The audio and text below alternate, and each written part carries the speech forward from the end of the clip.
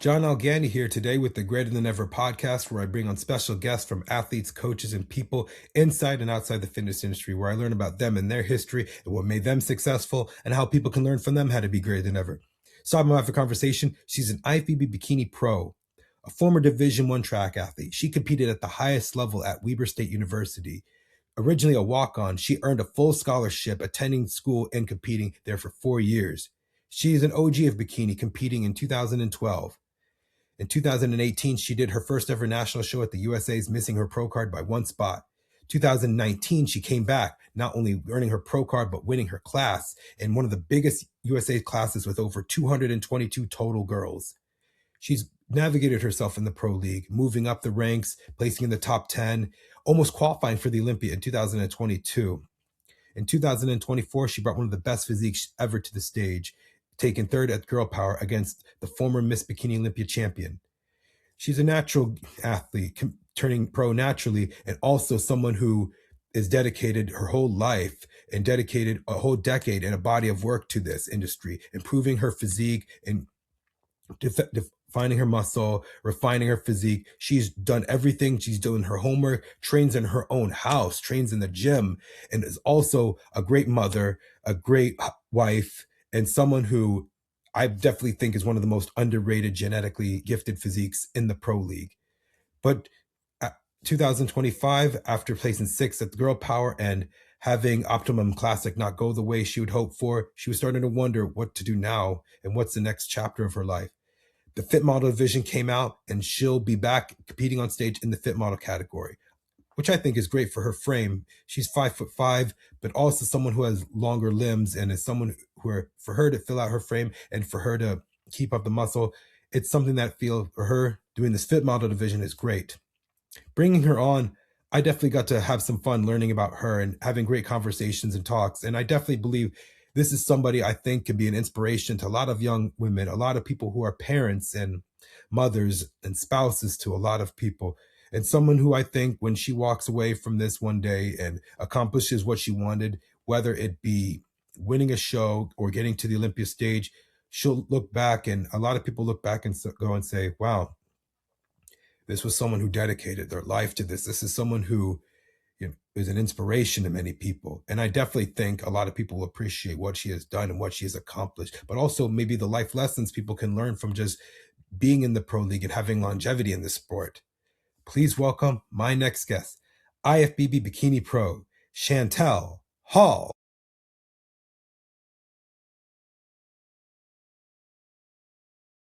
Because they see it as, I'm young, I should be accomplishing things so fast versus like, no, you have to take the time and go through it. I mean, you know what it's like. You've gone through levels of this. You've competed with some of the best people, and we're going to get into that journey. So about you, you're originally from Utah or Arizona. Mm-hmm. Where do you live in Arizona, right? Yes, currently live in Arizona. I live in Oro Valley, so about like 30 minutes up from Tucson. Hmm. And I love it here. I've been here since 2019, but yeah, basically grew up in Utah most of my life. Okay. And yeah, From Salt Lake City or from some place else? it was like 30 minutes up from Salt Lake, kind of Okay. Ogden, Salt Lake area in between there. And I actually learned about this. You were a track athlete, and hmm I'm like, no wonder you're like so disciplined. Like I see the videos of your training. I'm like, she trains with intent. You train with purpose. Like it comes from, I noticed some of the best athletes that we've ever had, ever, like Ashley Kay, Corey Everson, Sydney was one, Shanique. Erin Stern, she almost qualified for the Olympics, just missed it when she was at University of Florida. But some of the best athletes we have seen, and they had that discipline, and they come into like competing in bodybuilding, they've had that discipline. I guess it comes from track of sticking to the regimen and doing the program. And you were a walk on at Weber State. Yeah, yeah, and just to what you were saying, like there is such a special mindset that's involved with like running track. Like it is like who loves experiencing pain? Like that's really, I mean, like running it's painful and it's like it takes this grit and a special type of person to like go through that training and love it And so I have mad respect for anyone who's had like track in their past, especially collegiate level track, because it's just next level. But yeah, I was a walk-on, so I ran through high school, and I didn't like get any scholarship originally, but I sent in film to the college track coach at Weber State, and just showing him like, my running ability, and how I placed at state, and he ended up calling me and doing an interview with me, and said like, hey, if you can show us that you can work hard and hold your own, like you can come on as a walk-on initially and then possibly earn a scholarship. So I did that. I walked on, and I thought it was the coolest thing ever, like being allowed to run with the team, have my own locker. But then I ended up earning a scholarship, which was really cool, to help pay for school and everything. So it was such a cool experience, and it definitely taught me really like where my limits were. And because most people, they just don't know what they're capable of. They really don't, physically and mentally.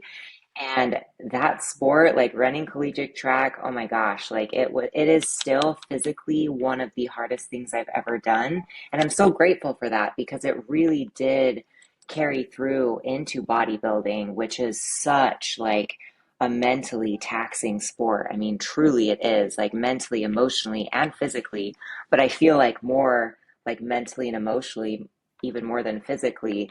Um, yeah, it just really helped me to push my limits and be able to, do some great things in the sport of bodybuilding.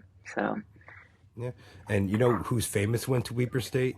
He was not hmm. the biggest guy. He was overlooked. He's from Oakland and he went to Oh, Ogden. Damian Lillard, You hit the nail on the right? head. Yes. And You guess hit what? I had math with him. I'll never forget. So I'll never forget. I was headed up to track practice, and he did, like all the athletes were kind of around the track and everything. And I remember him being like, hey, how'd you do on that math test? And I was like, I don't know. I just remember like yelling to him across the parking lot. And it's so funny that he's, yeah, just so famous now. Yeah, But I mean, he was a two-star athlete. He no big schools wanted him, and then, it's funny. He was playing NCAA. He's like, let me take this really small school, Weber State, let me play. And then the only school that actually gave him attention, like, is like, I want to play you to play for our team is Weber State, and he took wow. that offer, and now look, he has played 4 years, and he's an NBA All-Star. He's multi-time first team All NBA. He's Yeah. back in Portland again. He was with the Milwaukee Bucks, but it made me think about my teammate Spencer Rossitano, who I know, God bless him. He played 3 years as a starter at safety, and then no school wanted him, but Boston College took a chance on him, and he was not going to even play at Boston College because he was going to be fifth string. And so the two guys ahead of him in 2011 got expelled for marijuana, and then the third guy tore his Achilles, and then the fourth guy hurt his ACL. So then he played, and he was a true freshman, but as he was playing in the ACC, he had too many concussions. He was a strong safety. He had too many concussions. One time they were playing, I think, Clemson, and the guy took Spencer's teammate and then threw him into Spencer, and they had a head-on-head collision. And the doctor's like, "You get one more concussion, you're going to have brain damage." So he medically retired, and Boston College paid for his school. And even though he Oh, was on a football scholarship, so he got a great job now. He's living in Nashville, and but like he took that opportunity. He was someone that was overlooked, and he made an opportunity. But and like you, like I don't want to say that you're overlooked, but you because your work does not go unnoticed. You've been doing this for such time, and I'm like every time I see your show, like she has potential to do very well in a lot of shows, and so we can talk about like kind of like your history and how I started to know you was in the past couple of years, like. You almost qualified for the Olympia. You took second in one show, but we'll get to that. So, yeah. starting, you graduated Weber State Mhm. 2012. You did your first NPC show, and which one was that one? Oh my gosh, yeah, it's not even posted, I don't think, on NPC News Online. It was I mean, like, I'm with the OGs here of like, Yeah, you were competing before things got even posted. But yeah, it was in 2012. It was a like Utah regional show, and I ended up taking second at that show, my first one. I wore a tan suit. It was like a gold suit. I had no idea like about this sport. I remember my coach was like pissed at me that I picked this like tan suit. And but I was hooked. Like after my first show, I was like, this is so cool because I was coming from a performance-based sport, running track, it's all performance-based, to a very aesthetic, focused sport. And I thought it was so cool that I could create a look, depending on how I trained and how I looked. And I was so addicted to also being so tan. I thought it was the coolest thing. Like I loved seeing my abs. I loved being dark. So I was hooked, yeah, after my first show in Yeah. 2012. And so from 2013 to 2015, that's when you started having your family. You had your son, then you had your daughter later. When were they born? So I had my daughter in 2014, Hmm. and then my son was in 2017. So, Okay. but I still was like competing in and out of that. Like I did a show in 2016. I took overall at a Utah show, and that was like a year or year and a half after I had, or 2 years after I had my daughter, and that was really cool. And then it was shortly after that I had my son, and then I competed again, like about a year and a half after having him, and um, yeah, and then I turned pro in 2019. So Mhm. that was really So, cool. so you did the, let's see, 2018, you did your first national show, which was the USA's, and you missed your pro card by one spot, one place, because top two in that year was top two take get pro cards, and then you got third in your class. I mean, you got Yeah. eighth at NPC National. So you had the experience of going to those the two biggest shows. And then Hmm. 2019, you won your class at the Wasatch Warrior, and then you won your class at the USA's. The hardest, I'd say Yes. USA's and Nationals are like the most competitive and the two hardest to turn pro. And you won your class in that one. And That I was will tell, crazy. yeah. Crazy. And there are only a few people that are active in that 2019 class. I think the only one, and it's crazy. It was, I actually looked at the numbers, 222 total girls that year. They were big classes back then. I mean, Yeah. it was really, that was that was a pivotal point where definitely after 2019 things started to shift in bikini, where it was like, girls were coming in pretty big and muscular, and really, yeah, things started to shift definitely after that point. And it was that year where, like, it was when Issa won, then tie-ins became a thing in 2020. So that's kind of where I feel like a lot of the things happened. But I mean, it's crazy to think this, but the girl that won the overall in the USA's for bikini, she did one pro show, took fourth place, and then all of a sudden she just stopped competing. And I Maya, know. she went through it. Maya took so many second places, and she was the only one that qualified, and she didn't even win her class. She took second in her class, and she was the only one who got to the Olympia. So I've always said this was like, and I don't sound just trying to sound discouraging, but even tell some of my athletes that's like some of the best, it's like 1 to 5% of the world. But like that top 10 is like cream of the crop. So I feel like now with what I see in bikini, like the gap between amateur and pro, and we're going to probably touch this a bit, but I feel like it's so huge where it's like when you turn pro, you still have to put in more work to, go and compete against the top girls. So you turned pro in 2019. Um, 2020, your pro debut, you got 10th at Wasatch, and then in Hmm. 2021, and you did Wasatch, you did Iron Games, and then you took seventh in the Phoenix Pro. And so Yeah, you were that getting was better the as time's going on. Yeah, that was a big moment for me. I was so over the moon about like taking seventh at Wings of Strength. And my feed, like I'll never forget my feedback because I was judged by both Sandy and Becky, and they loved my look. They were like, "You just need to keep going. Like just keep building." I was just still like a baby up there. Really good structure and everything, but they wanted to see just more muscle on me at that point. But yeah, that was a really exciting point for me. Um, was in 2021. So Yeah, and one thing I've noticed is that you have a great frame. You have a beautiful structure, Chantel. I'm saying this because I'm looking at you like she's got a great look for bikini. You know how many people want to have your like glute inserts? How many people want like your type of physique? They're like, I wish I had that. Like, oh man, look at that. Like they want parts of someone that they wish they had, but you're born with these great genetics, and it's just like I look at you like, man, like she could be very competitive against some of these girls, and you're going against Olympians, you're going against people who've won Arnold's, people who've won you know big shows, and I'm thinking that anytime you're in it, it's like you're definitely a contender to be looking out for. So in 2022 you did Golden State, you took ninth in Wasatch, you moved up from seventh to fourth in Rising Phoenix, so that was your first top five. So Hmm. how was that from going, did they have eight in the first call out in 21 when you took seventh? No, I was still second call outs for Okay. that seventh place. Yeah. Um, but man, oh yeah, my first top five, oh my gosh. I had like Annie was there and Lindsay, the first coach that I had, and they were just, I mean, they were just screaming because it's been, I mean, it was something that I had been working on for years to try to break into that top five. It's like every bikini pro wants that first call outs. They want that top five.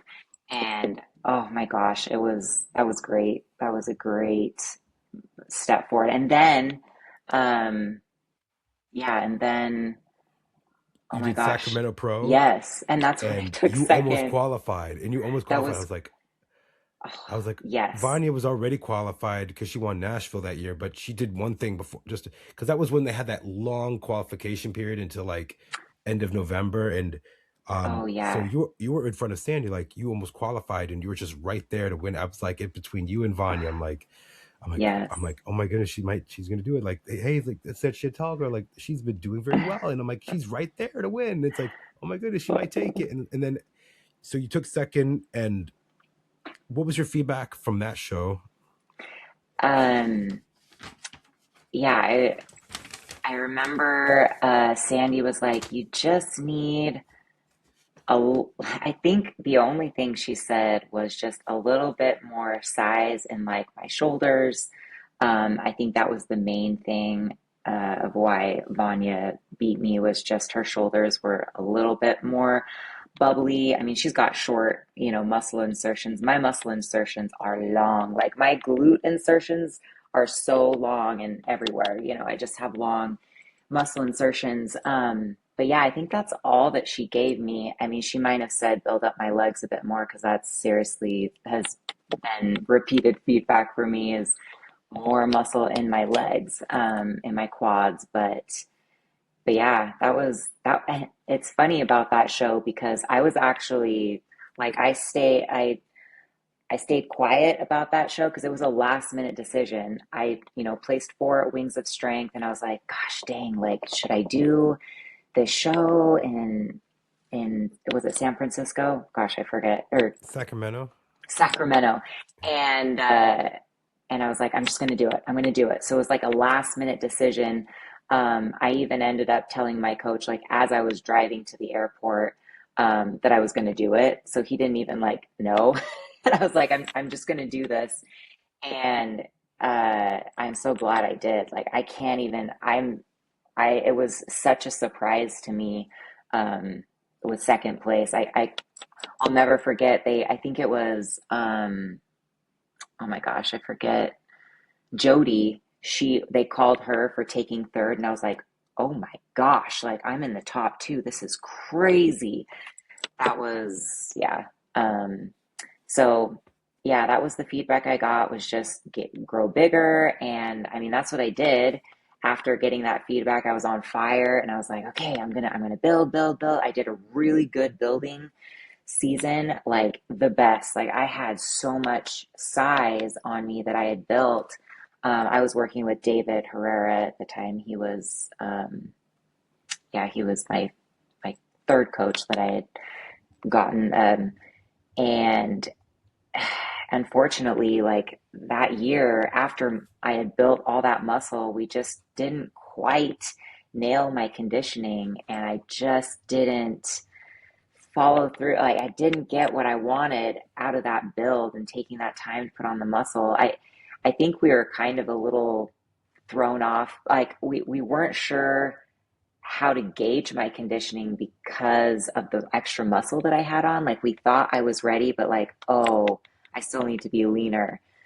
It was just, I don't know. I missed the mark on like I think I did 4 shows in 2023, and I just didn't quite get the placings that I was hoping for that year. I was still like top 10 for 3 out of 4 of them, but yeah, and it was after that, I then reached out to Cash and started working with him for 2025 or 2024.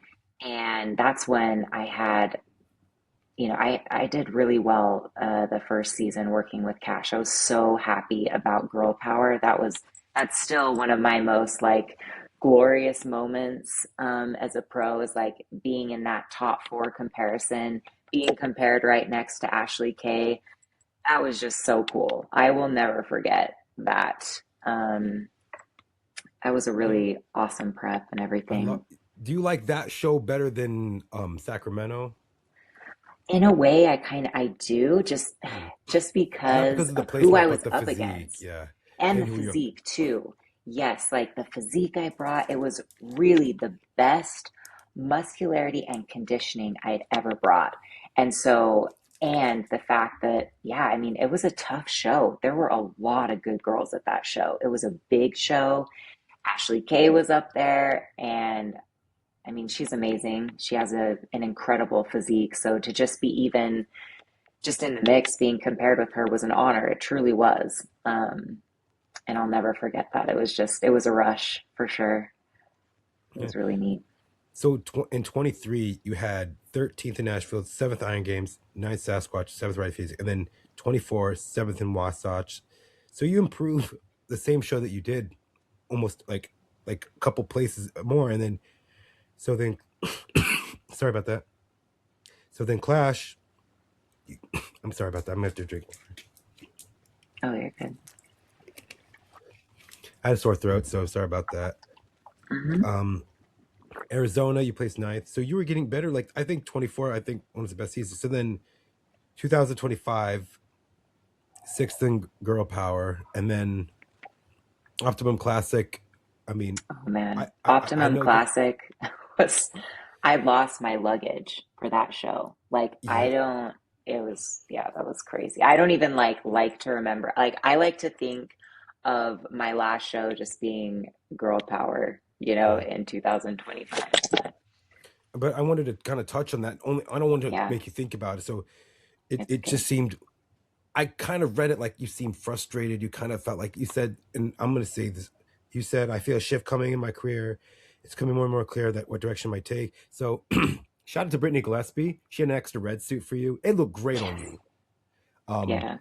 but I there's, loved my there's conditioning for that show. yeah, I mean, really, I'm so happy with the feedback that Sandy gave me from Girl Power. Like, this is how it goes in bikini, right? It's like I applied the feedback she gave me. I came in like leaner, more conditioned looking, and then I got a super horrible placement.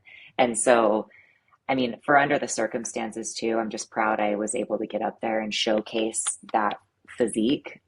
I feel like if I would have brought that physique to Girl Power, I would have placed better at Girl Power. yeah, But that's how it goes.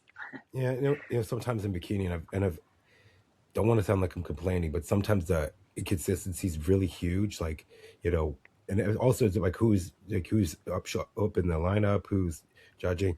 I will say this, I mean, listen, you lost your stage suit, your meals. I mean, but you had someone that was there for you, gave you shoes, gave you their suit. That was like that's what I feel like. That's the camaraderie that Oh Austin's like, yeah. don't worry, I have a backup for you. And I'm I so mean, grateful for Brittany. yeah, she's She's so awesome. sweet. She's so sweet. But I will say from seeing the show, top two I could agree with. But then after top two, I felt like those placings could have been Oh different. I was yeah. like, because I was looking at it like, are they going harder? Like, how it's like, and I've had this thing where it's like hard, soft, hard, soft, hard, soft, like soft, soft, hard. I'm like, it felt like like Brittany got sixth or seventh in the show, and I was like looking at it I like know. I would have had her She was higher. so good. Oh yeah, for sure. I think the placings in that show were not the greatest for sure. And that's where, yeah, it just it happens. But I do feel like even through 2025, there was still a lot of like people not knowing like where bikini was going to be because fit model was just being introduced. Like there was just like a lot of kind of gray area with everything. And I Yeah, feel like now coming into 2026, I think it's a lot clearer. I feel like with the Arnold, I feel like it was very clear. Like athletes were coming in like more so knowing what they needed to do. There wasn't like this I don't know. I feel like previous to that, people were just kind of like, I don't know what they're gonna want, like kind of softer, kind of hard. Like, so I do believe now with definitely fit model that there's more of like this distinct criteria and people are coming in more confident knowing what to do, which is nice. I mean, still there's a little bit of like, oh, she was a little softer, a little harder, but not so much gray area with yeah. that. So that was kind of like the shift in your career. You felt like maybe I should try this fit model division when it comes out, not just I'm stopped competing. That's kind of what was my question for you was when I saw that I'm like, Yeah.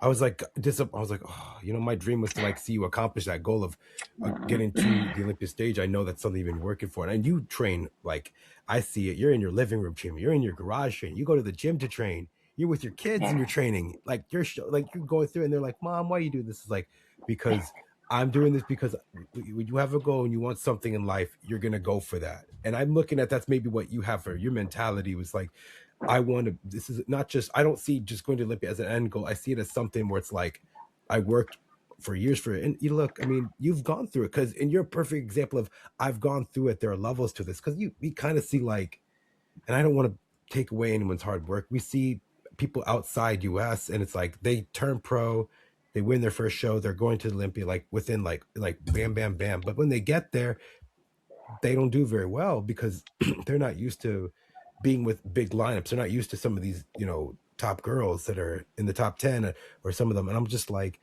you got to be ready for it. And when you come in there, like you've worked hard, you know what you're to expect. It's just like any other big show. So I think those times that you've had and used disappointments and setbacks, it's making you such a better person. It's also something you're implementing with you and your team and your clients and everything that you've gone through it. So that's, you have that empathy for them. So, Yeah. when they're like coming up close of, international show, you know what it's like. And now you know what to do to work and apply for that. But this whole 2025 season, I felt like Yeah, this is what someone was it saying. It looks was like figure in front, wellness in the back. And I'm like, if you did not tell me, like someone said, like you can't judge shows from like videos and pictures. Like someone made this yeah, you post on can't Reddit was it like, is different. someone made this post on Reddit. It's like we're screwed. Like I thought this was wellness. It's like, and it was a show in Italy, and I'm like, I thought this. If you didn't tell me that this was bikini, I thought this was wellness. I'm like, the glutes are so big. It's like, why are they having? Yeah. What did the person say? They have Kardashian butts. I'm like, what is that? I'm like looking at it like, I okay, I can I kind of d- see, but it's totally different. And now yeah, there's so it's many divisions, it's hard to tell. Like, what do you think? Because there's so many divisions now, it's hard to tell. Or like, maybe it's how maybe some individuals are standing out more than the others. yeah, I mean, it's actually pretty interesting. I feel like what lighting does, like stage lighting. There's some shows that make you like that because of the density of the lights and everything, it makes you the athletes look bigger than maybe they actually are. Like, for example, Wasatch Warrior, they always have, I mean, it's really great lighting when you're wanting to look just extra dense and everything.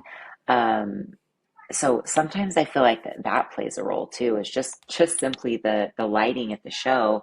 But yeah, the lineups too. Like there's definitely some bikini chicks out there, like top level pros that I mean, their glutes are insane for sure. And they are on the bigger side. And they get feedback that, like, you got to tone your glutes down a little bit. Like, we got to get back to balance in your physique because, I mean, really, in Yeah. the end, it's all about balance. And so it really isn't about the biggest glutes win up there. It's really not. And I think that they're they're pretty good about sticking to that of wanting balance in the physique. Um, Mm.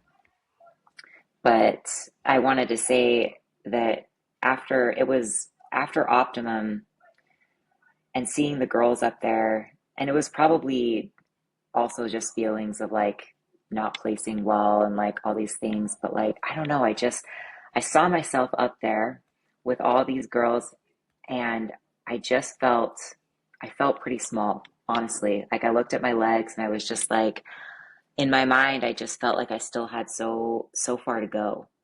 And I was a bit discouraged like after that show of feeling like, can I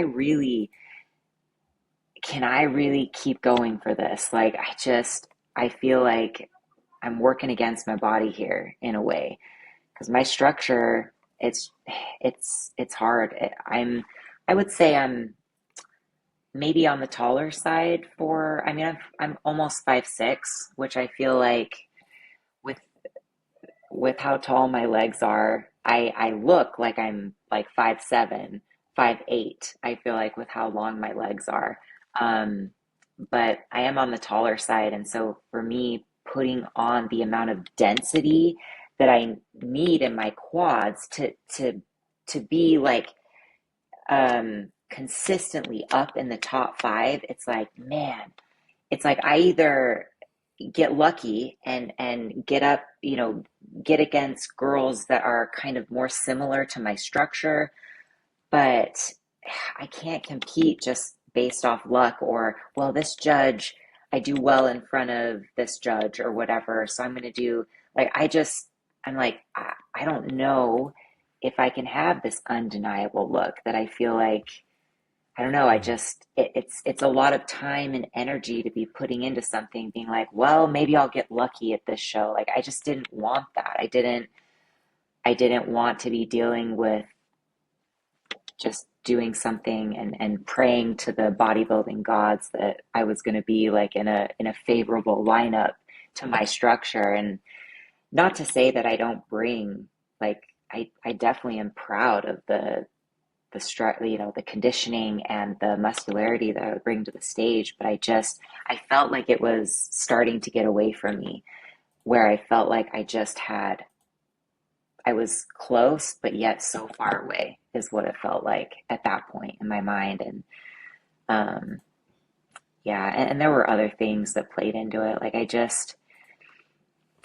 I, I really didn't take much of a break since turning pro in 2019. And I just was like year after year after year, just really trying to push and push.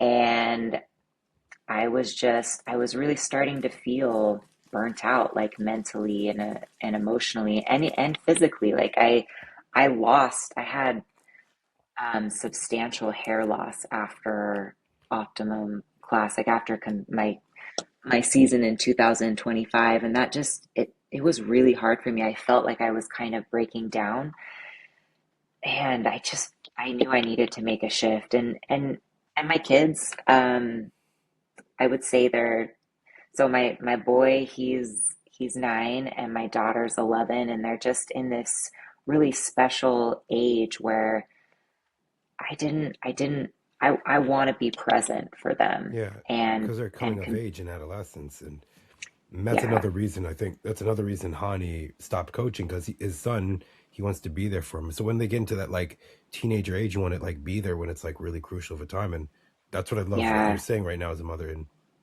so, go ahead like and continue. I mean, and they're of that age where they know if you're present or if you're not present. It's like when they're young, they're not really aware, but it was really that year that my son, he started to notice like just the grind that I would get, towards the end of my preps and just what it was doing to me, just with my ability to be present. And I just remember feeling my heart just hurt when he asked me like, Mom, like, why are you so slow all the time? Like you just seem really tired. And he just seemed like, I was just like, oh my gosh, like I don't want to be that for him right now. Like I want to be vibrant. I want to be here for him. I want to be able to just love him to the fullest. And yeah, it started hitting me to where, you think like, oh, well, is a prep really that long? I mean, I mean, it literally was half the year. That's a half a year where I was just grinding, and it was taking away from my family. And so that was a big piece to wanting to make a shift. Yeah. So then you decided, you wanted to go into fit model at that point, or we'll see. We'll see So how it goes. yeah, I kind of was in this place of like, man, I know I got to do something, but I wasn't sure. And I love competing. It's like I love posing. I love competing. And but it was like, well, I mean, can I still fill my cup like doing fit model? Can I do well doing fit model? Like I don't know.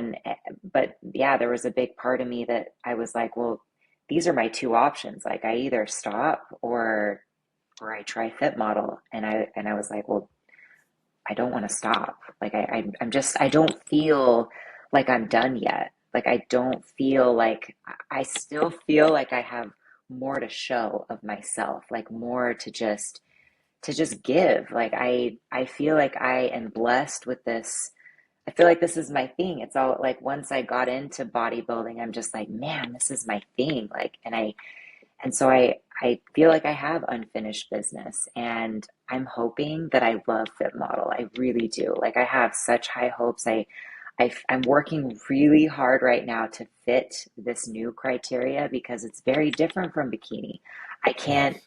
I've had to make some pretty big changes, which have been good, but also hard, um, in ways because I've been a bikini athlete for many years now. So it's been shifting in just different ways that have been challenging. But I am excited. I'm really excited, and I'm going to give it my best. And I know I might not have it all put together, but I'm hoping that I can really nail it. And I'm going to give my best. Yeah. So, I mean, we saw what happened in. You saw the Japan Pro and some of the girls in bikini who came down. It's like they were over oh 15 yeah, years developed. I'm like, I love Janet. She's an amazing like physique. She's an amazing athlete, and she's one of the most competent. I will never say one thing bad about her. Like her journey to finally winning the Olympia title, and I will yeah, always tell people about that. I would always tell people that she was someone who never stopped, never gave up. But seeing her in fit model, she looked like a woman amongst little girls. There's this good saying, like someone stands out so good, they're like, a god amongst men. Janet looked like yeah. like a mature woman amongst little girls.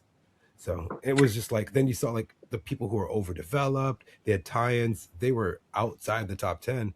The only one girl that was from bikini that she was a bikini Olympian that came to fit model, and she did the Olympia 3 years ago when it was in Orlando. Um, Ariam Song, she looked. I feel like this category is great for her. The girls that Hmm. dipped yet in the top five, they were doing national shows in bikini, and they would be like, not like just outside top 10. Did not like Emily, who's won the first one. Um, Gabby did nationals a couple years ago, and she's an H class girl.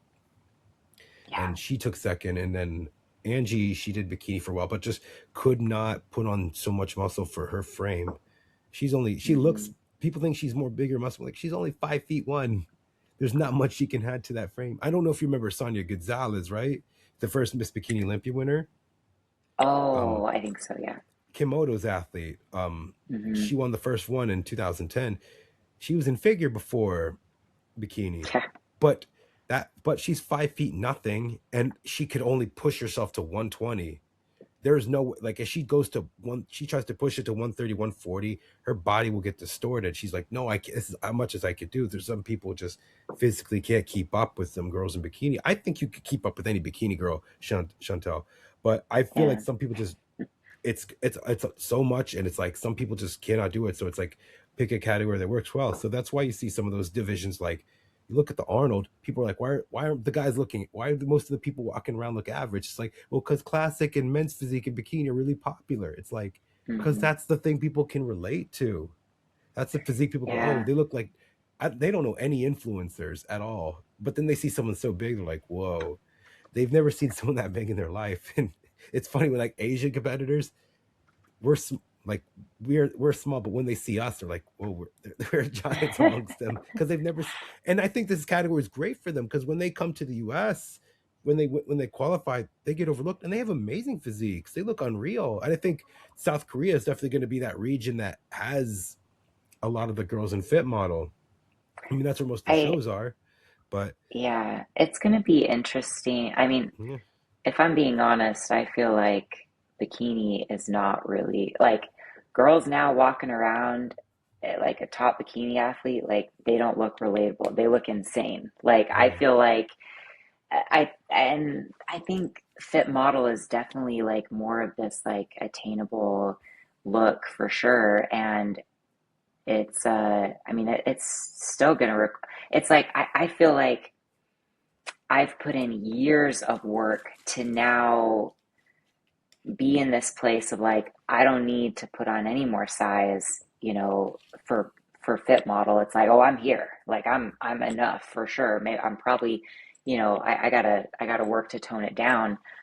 But like anyone else working, like fit model is still gonna be a grind. Like it's still gonna be work getting there for sure, being at the top, for as a pro. It's going to be interesting to see how the Fit Model Pro shows go in the US because yeah, Japan, I mean, really, Asian builds are very different. And and a majority of the athletes at the Japan Pro were of Asian descent, and so I'm very curious to see how the US shows go when it's a majority of U.S. Women competing in the fit model shows. It's going to be interesting. I mean, I think they're still going to very much, uphold the standard that they're trying to set, but yeah. it's like judges, they compare what's up there. And so I think it's going to be a little different. I'm excited to see how Wasatch Warrior goes because Yeah, that's the it's the first next, one. That's the first one or in the U.S. first US show. Yeah. They have Taiwan in April, and then they have Hmm. Wasatch. They have Girl Power.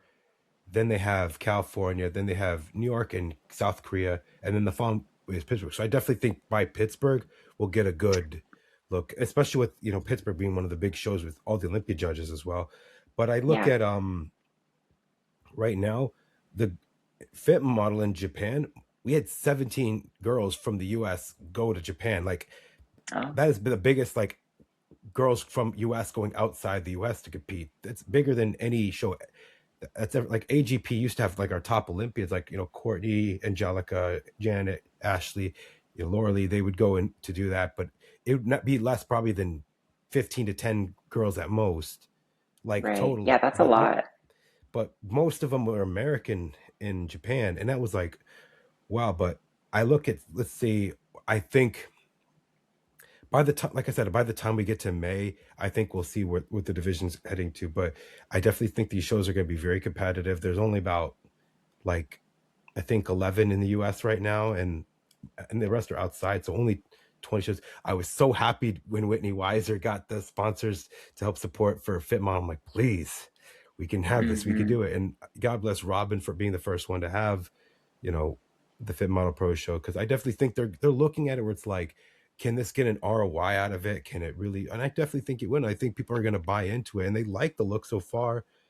Oh, I Initially think so people are like too. kind of like, yeah, but now they're like, well, this is a physique I can relate to. And I look at the ideal, and it's like that longer, like people who can do that front post so well have a longer physique.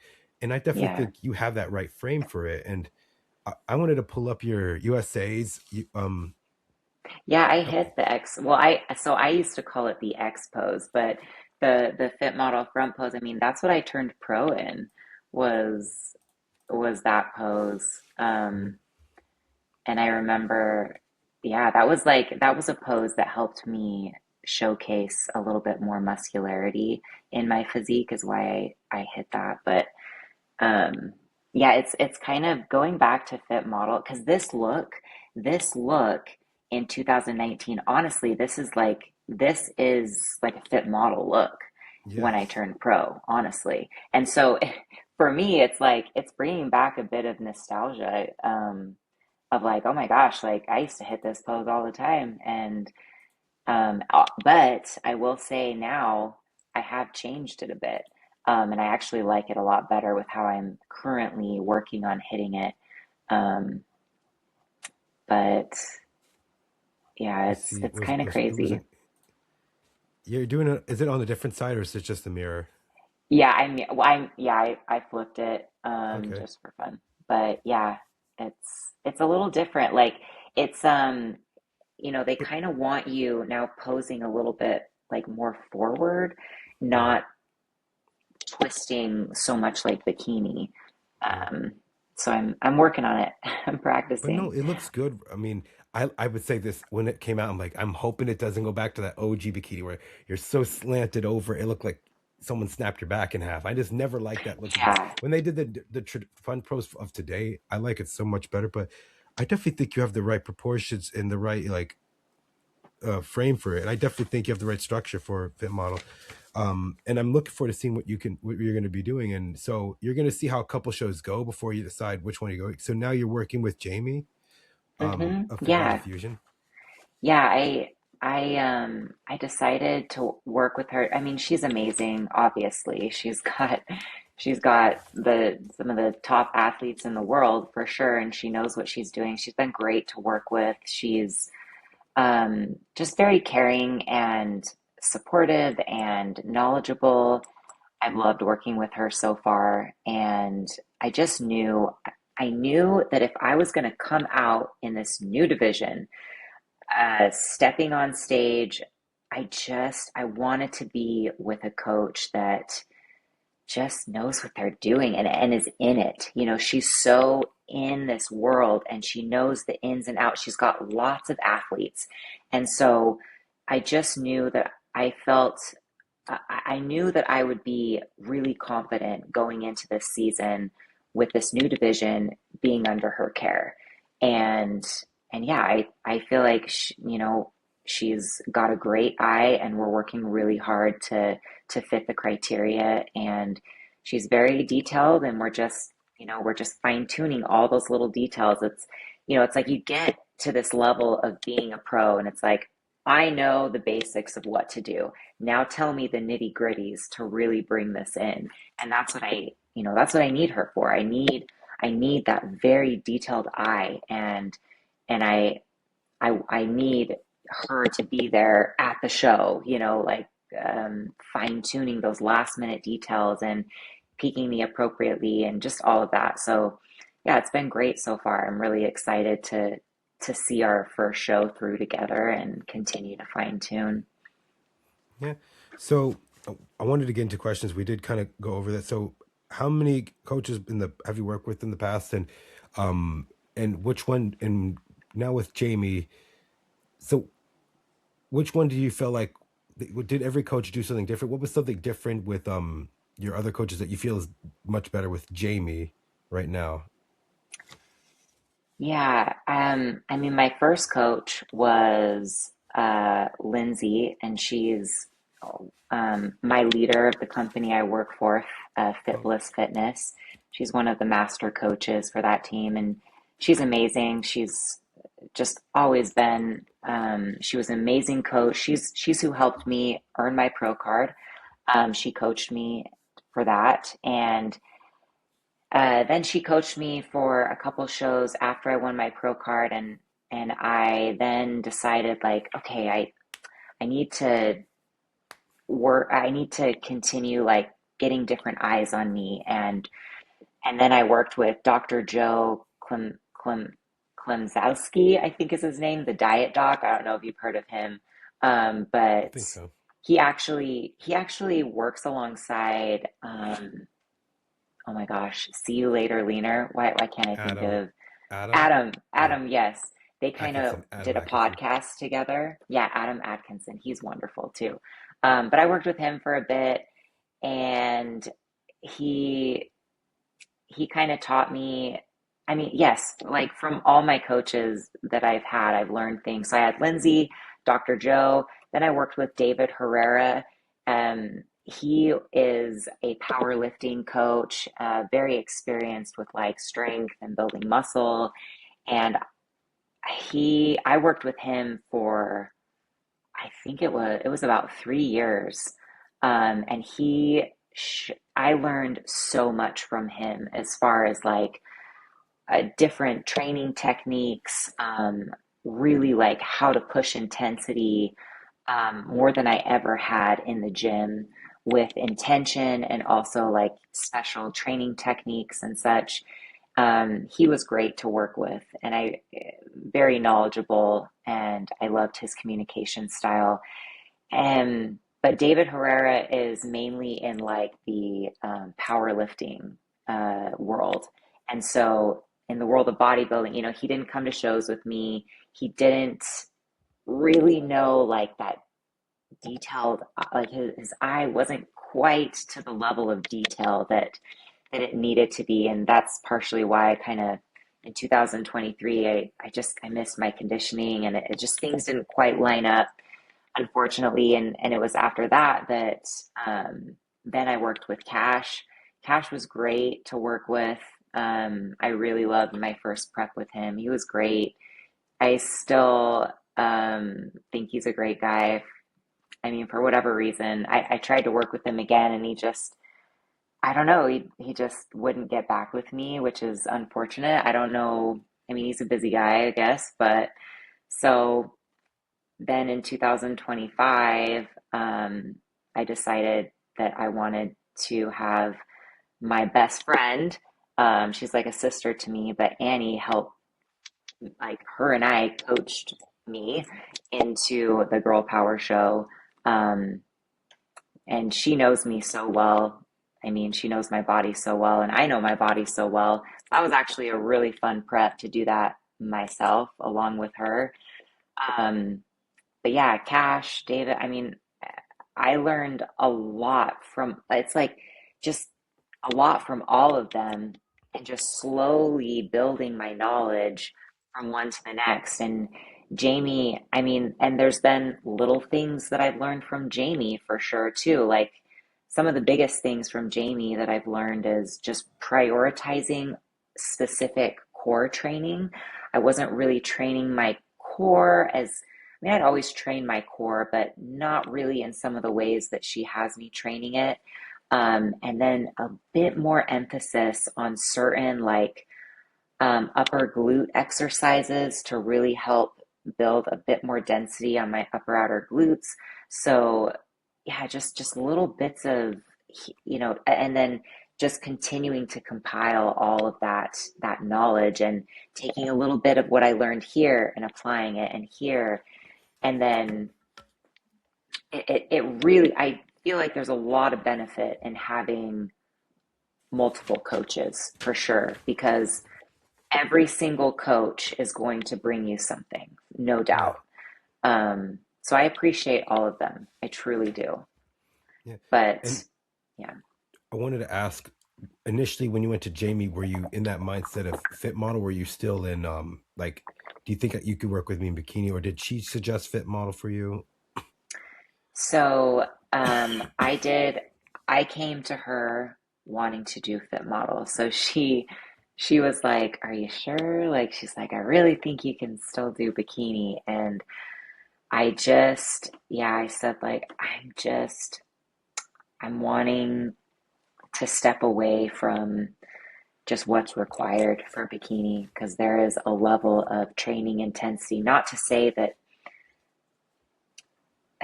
there's a level of dieting that you have to do to attain the conditioning required for bikini, and the amount of training it is next level, and it's a lot, and it is, and I've done it for years, and I've loved it. And there are parts of it that I that I will miss, but it was something that I wanted to step away from. Um, but yeah, so came to her initially being like, hey, I want to do fit model. Um, I mean, my feedback from Sandy from Girl Power in 2025 was she was like, the first thing she said was like, I love your look. Like, it's so beautiful. Like, have you ever thought about maybe going to fit model? Like, that's what she told me. And so that was in my head. Oh, that was in my head of feeling like it was like after she told me that, it sat with me. And then I just started to see everything a little differently of like just with how things started to shift, with Fit Model opening up. And I was like, maybe this would align with my physique and everything better. Um, yeah, maybe it wouldn't be such a battle of like just kind of just having to just grind so hard of trying to build myself up even more than I was. It's kind of hard because being told that I needed to be bigger, it's like, gosh, do I want to be bigger? Like, do I want to be walking around? Because it's like you're not always super lean and shredded and small. It's like you have an off season, and if you're carrying a lot more muscle, you're going to look bigger in your off season. And it was kind of hard for me thinking about like, do I want to be carrying more muscle in my off season and just trying to be bigger? Like, do I really want to be bigger and to do well, to continue rising above?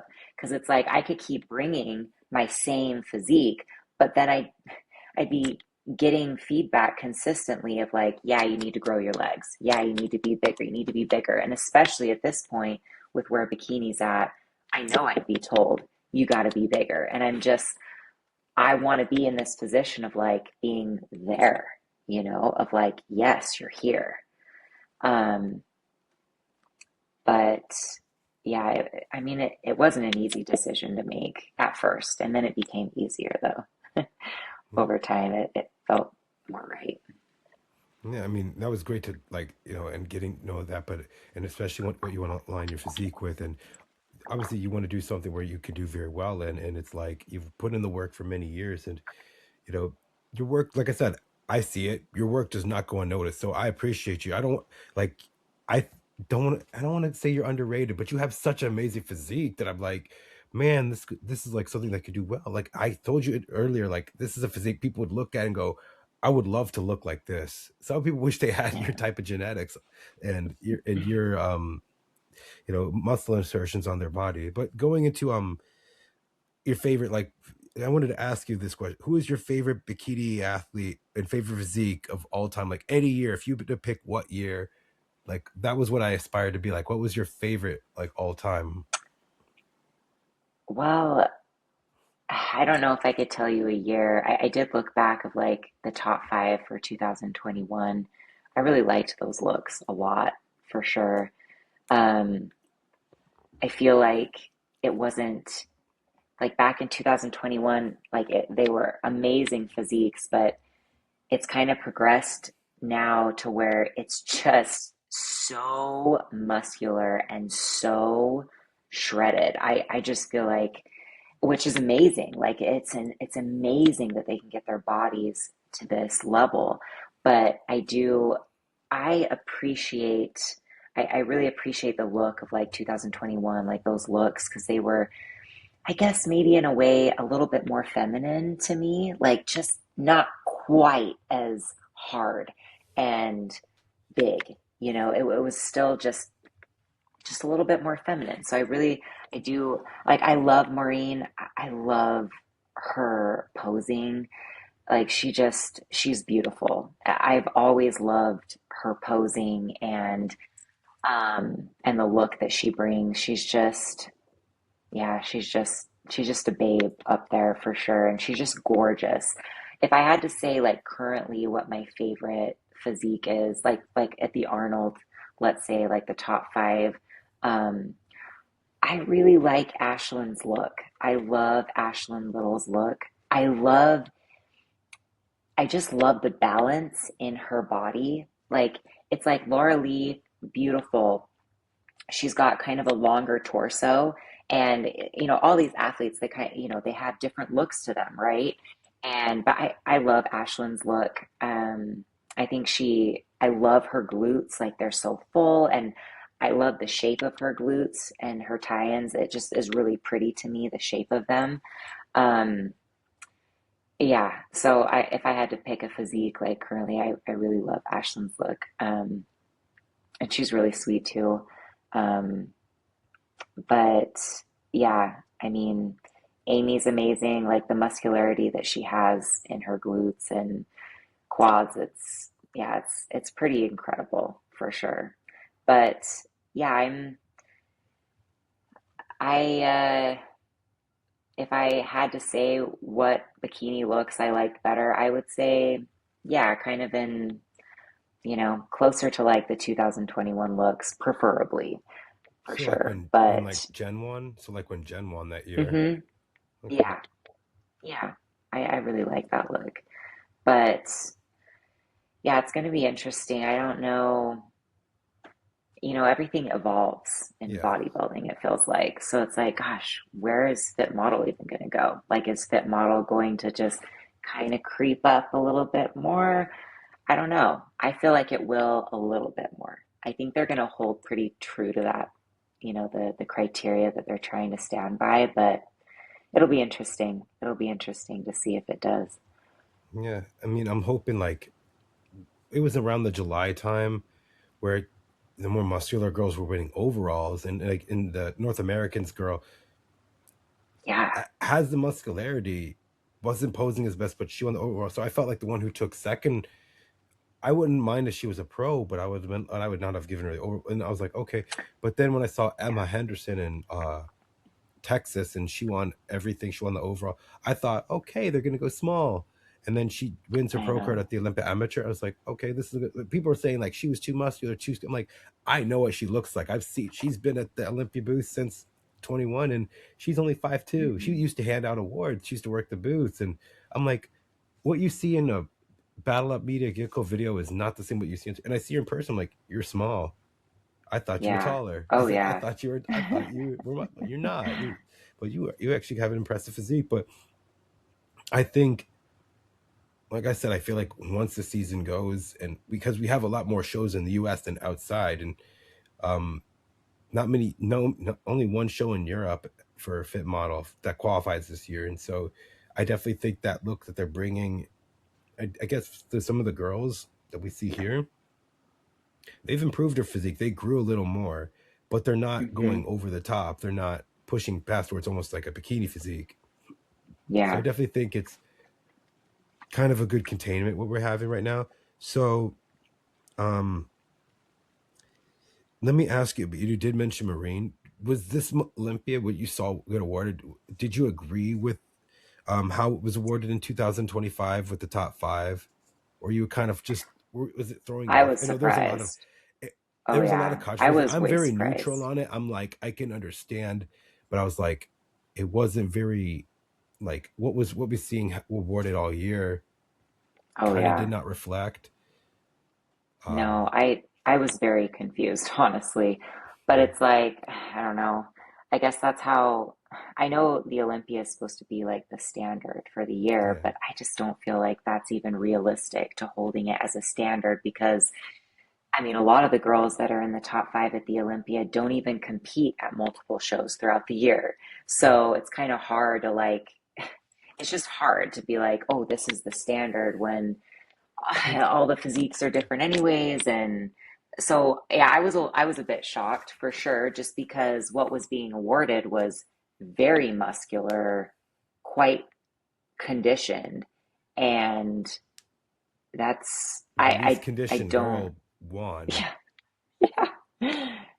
It What was was it was a bit surprising. I mean, the two girls that competed the most in the top five are Ashley and Amy. And someone said at one Yeah. point, is it going to come down to Ashley and Amy to win a lot of shows so there's just not many people on the stage? I mean, another thing is with I mean, have you ever been to an Arnold or Olympia at all, or no? Uh, no, nope, I haven't. I'll tell you this, Arnold, great experience. Outside the Expo on Saturday, it's a great athlete experience. They look so Yeah. good when they're, you know why? Because everyone's Oh, I body looks the bet. best in the morning. When they came Yeah. out, everyone brought it. And when the Yeah. show ends at night, me and my team, we enjoyed it. We were at the Airbnb, we were enjoying it. But everyone looked so good when they came in. They looked on time. They were like fresh. They were energetic. But it's like Bikini, unfortunately, has to go be the third division up. So it was an hour and 45 minutes of classic, 2 hours of men's physique, and then Bikini goes at 1:45. So it's like it's almost 2 o'clock. It's like your body changes like every second, every hour. So I don't know. I mean, they're gonna have to come to a place. In my opinion, I've said this. People ask me if you want to judge. I'm like, if there's 20 in a category, yeah, but I don't want to. I'm not taking away that anyone that qualified. It's not the athlete's fault, but I feel like it needs to come down to like having this because we're not seeing people come at their best. So people are gonna come in off. They're gonna be flat.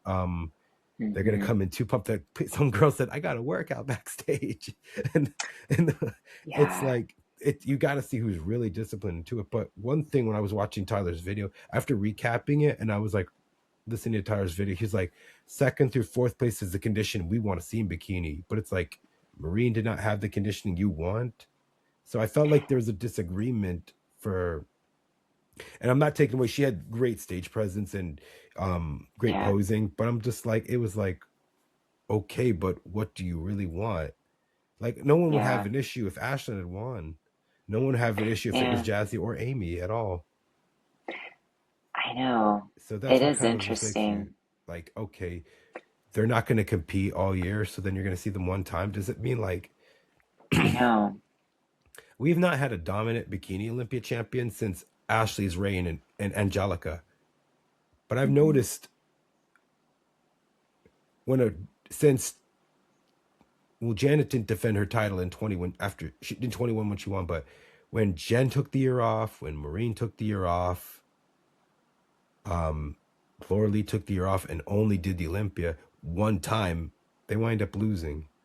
Jen's the first one to lose it and get it back, and then Maureen Hmm. gets lost and get it back. So now we're seeing this new like look where it's like there's a chance someone who lost it may get it back, but to the peak one time a year in bikini, I don't know if I that's know. doable. I mean, you see why some of them are really good but I feel like this whole one and done thing is, you know, people qualified early, they after post Olympia or like before the Olympia, like for the next year's qualification, they get their win. It's like they're done. Now it's like you have to win two shows to qualify. So, well, it's. I mean, right now they had a new girl just qualify in Brazil, and she won, two shows in Brazil. One is in November. One was just this past weekend. But I kind of feel like now some of these girls are going to get tested and see like who really wants it. But the top 25 in points, I feel like it should be top 10 in points because I feel like they're trying to navigate this, the pro league. They're trying to make it towards like they don't have too many, but not too less, especially with Hmm. classic bikini, men's physique, and wellness. Because even Hmm. 35 is a lot. Even Yeah. like Yeah. 35 to go over 35 is like, but I'd rather 35 than 60 or 70. So Yeah. that's another thing. The Arnold, we're so good. We're happy. It's enjoyable. But the Olympia, it's like I got to stock up on sleep. It's the fatigue. The judges. God bless them. I don't want to stand here and like say anything bad about judges because they've been judging before I was even born, and a lot of them have been doing this for many years. And to be away from your family, to be away from your business and all. But you have Tuesday, Wednesday amateurs, and then you have Friday through Saturday. So when that Saturday's over, and after that seminar on Sunday, I'm out for a couple of days. I'm like, but I try to enjoy Las Vegas as much as I can when I go there every year. I come in on Monday, I leave on Tuesday the next week. But from Thursday to Saturday, it's high pressure, high stress. So, and it's a lot, and Oh it's a yeah. life changing decision. But in the fatigue part, you see so many athletes. It's like your eyes start to get I don't watery. know how You they have to do it. hold that.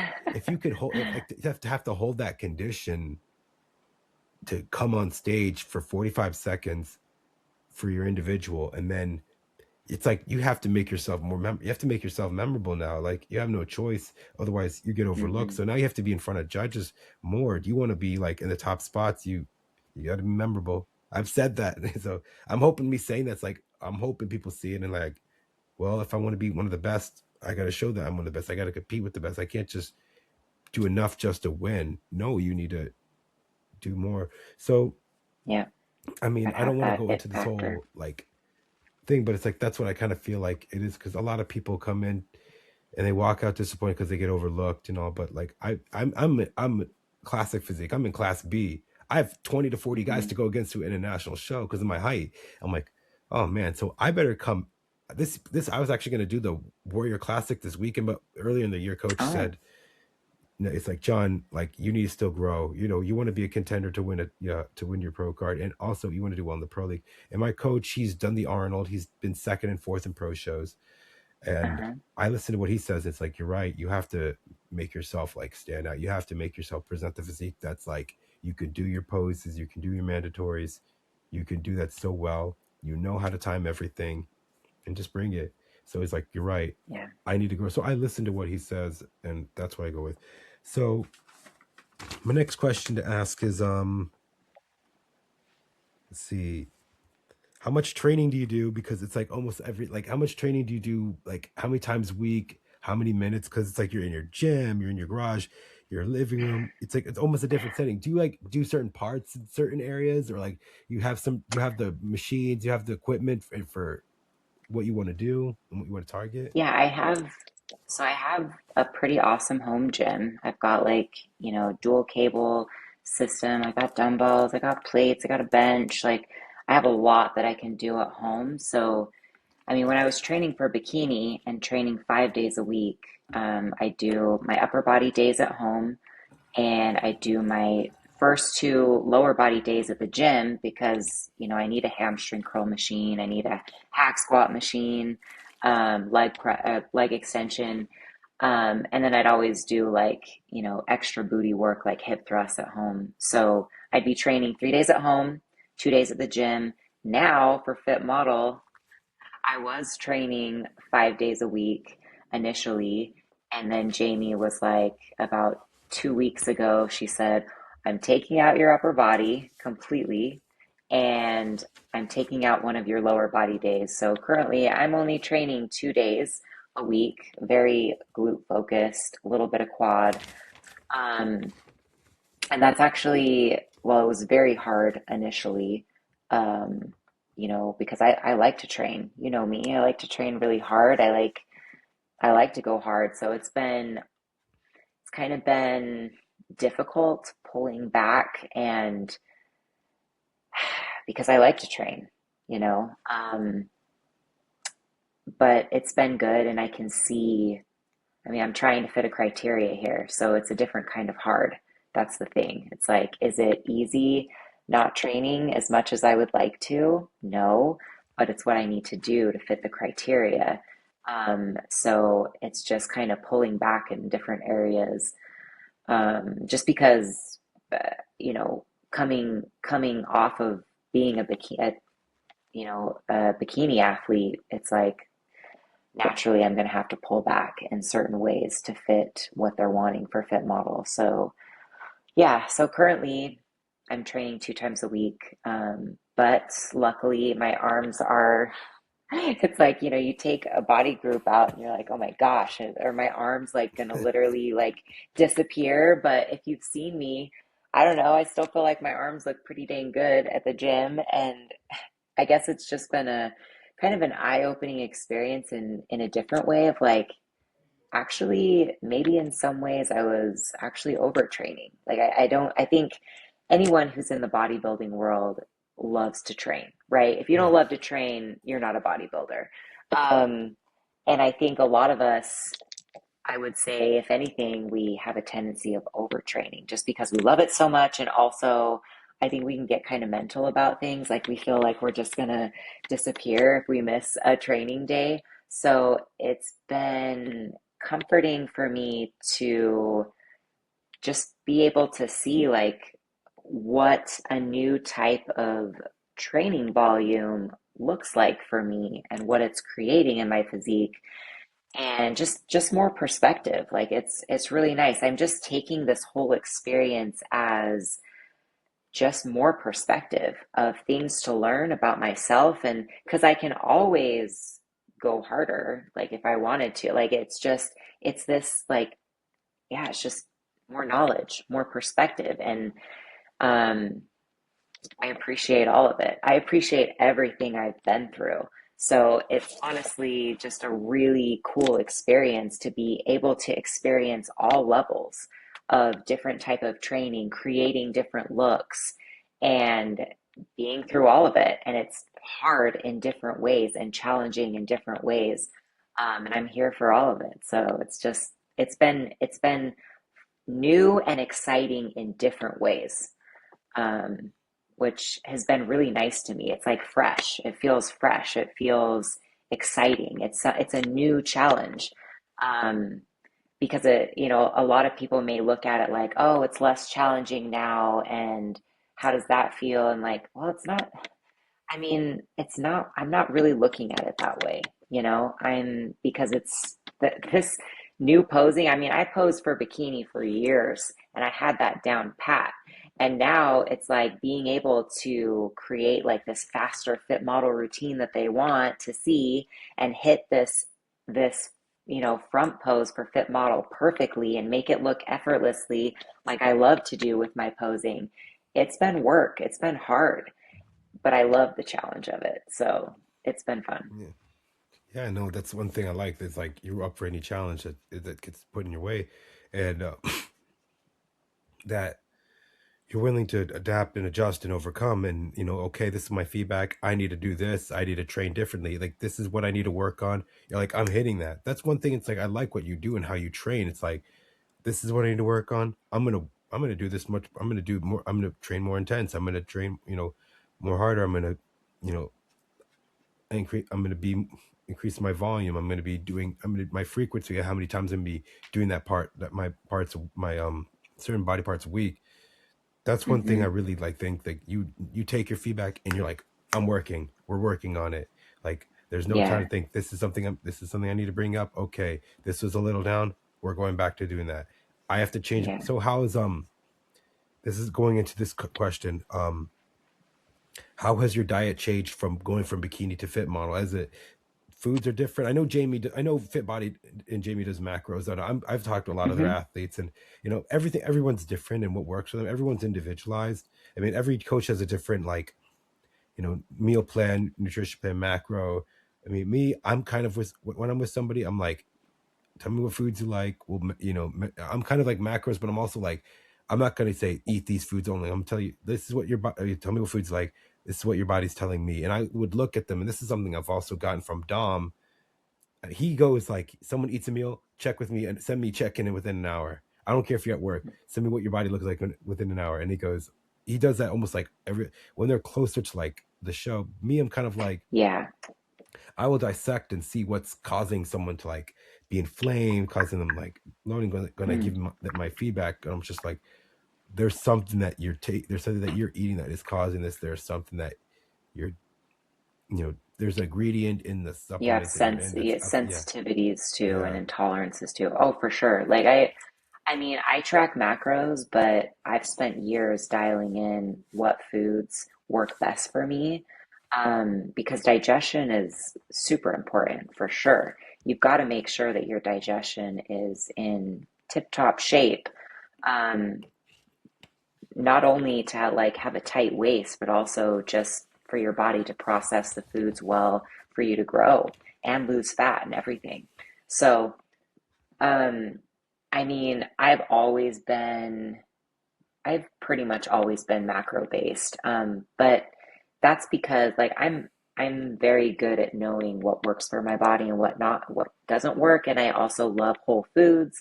I love eating like nutrient dense foods. I don't even drink whey protein, because it doesn't sit well with me. So I'm all about whole foods. I mean, they're the most satiating too. So when you're dieting, that's number one is like staying satiated. And so I've always been very whole food based, but I love macro tracking because I love good food too. And so if I can enjoy my food, no matter how low my calories get, and I can do it and do it well and still manage digestion and all these things, like I'm going to do it.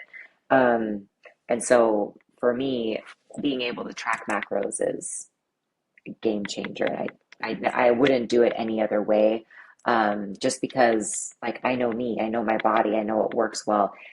Like, with that being said, especially with bikini, there's definitely things you have to be a little bit more fine-tuned with and careful with, like peak week, with like in regards to fiber and like all these things. And but yeah, I feel like I've been doing it for years. It's like I know what my food should look like. And I guess I've never really had an issue with foods to where any of the coaches that I've had say like, "Oh, you're looking bloated. What did you eat?" You know, it's like I've always just known what to eat to stay tight and like all these things. And so I think my coaches have always trusted me with tracking macros because it's like there's some athletes, they need a meal plan.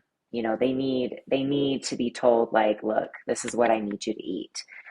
With those athletes who are very in tune with their body and also they just kind of cater towards more whole foods and such, it's easier to coach them with macros, you know. But Yeah. yeah, I've always been macro based. I would But say one thing. Go ahead. uh, oh, I was just gonna say, you asked me what the difference was with my eating with like bikini versus fit model, and maybe like where my calories are at that are different.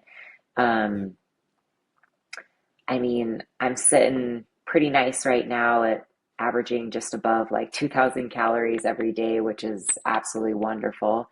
Um, I mean, I have a good metabolism and I eat good foods and I'm very consistent. And so I do feel like I make it look easy and like, but it still takes work even eating, you know, this amount of food. Yes, it's a lot of food, but it still takes work to like meet all of my macros consistently every day, but I'm so grateful to be eating this level of food and also maintaining the current conditioning that I'm at. Um, I mean, I would be at this point in a bikini prep too at some point, but then the food would go down for sure. I mean, I would be down.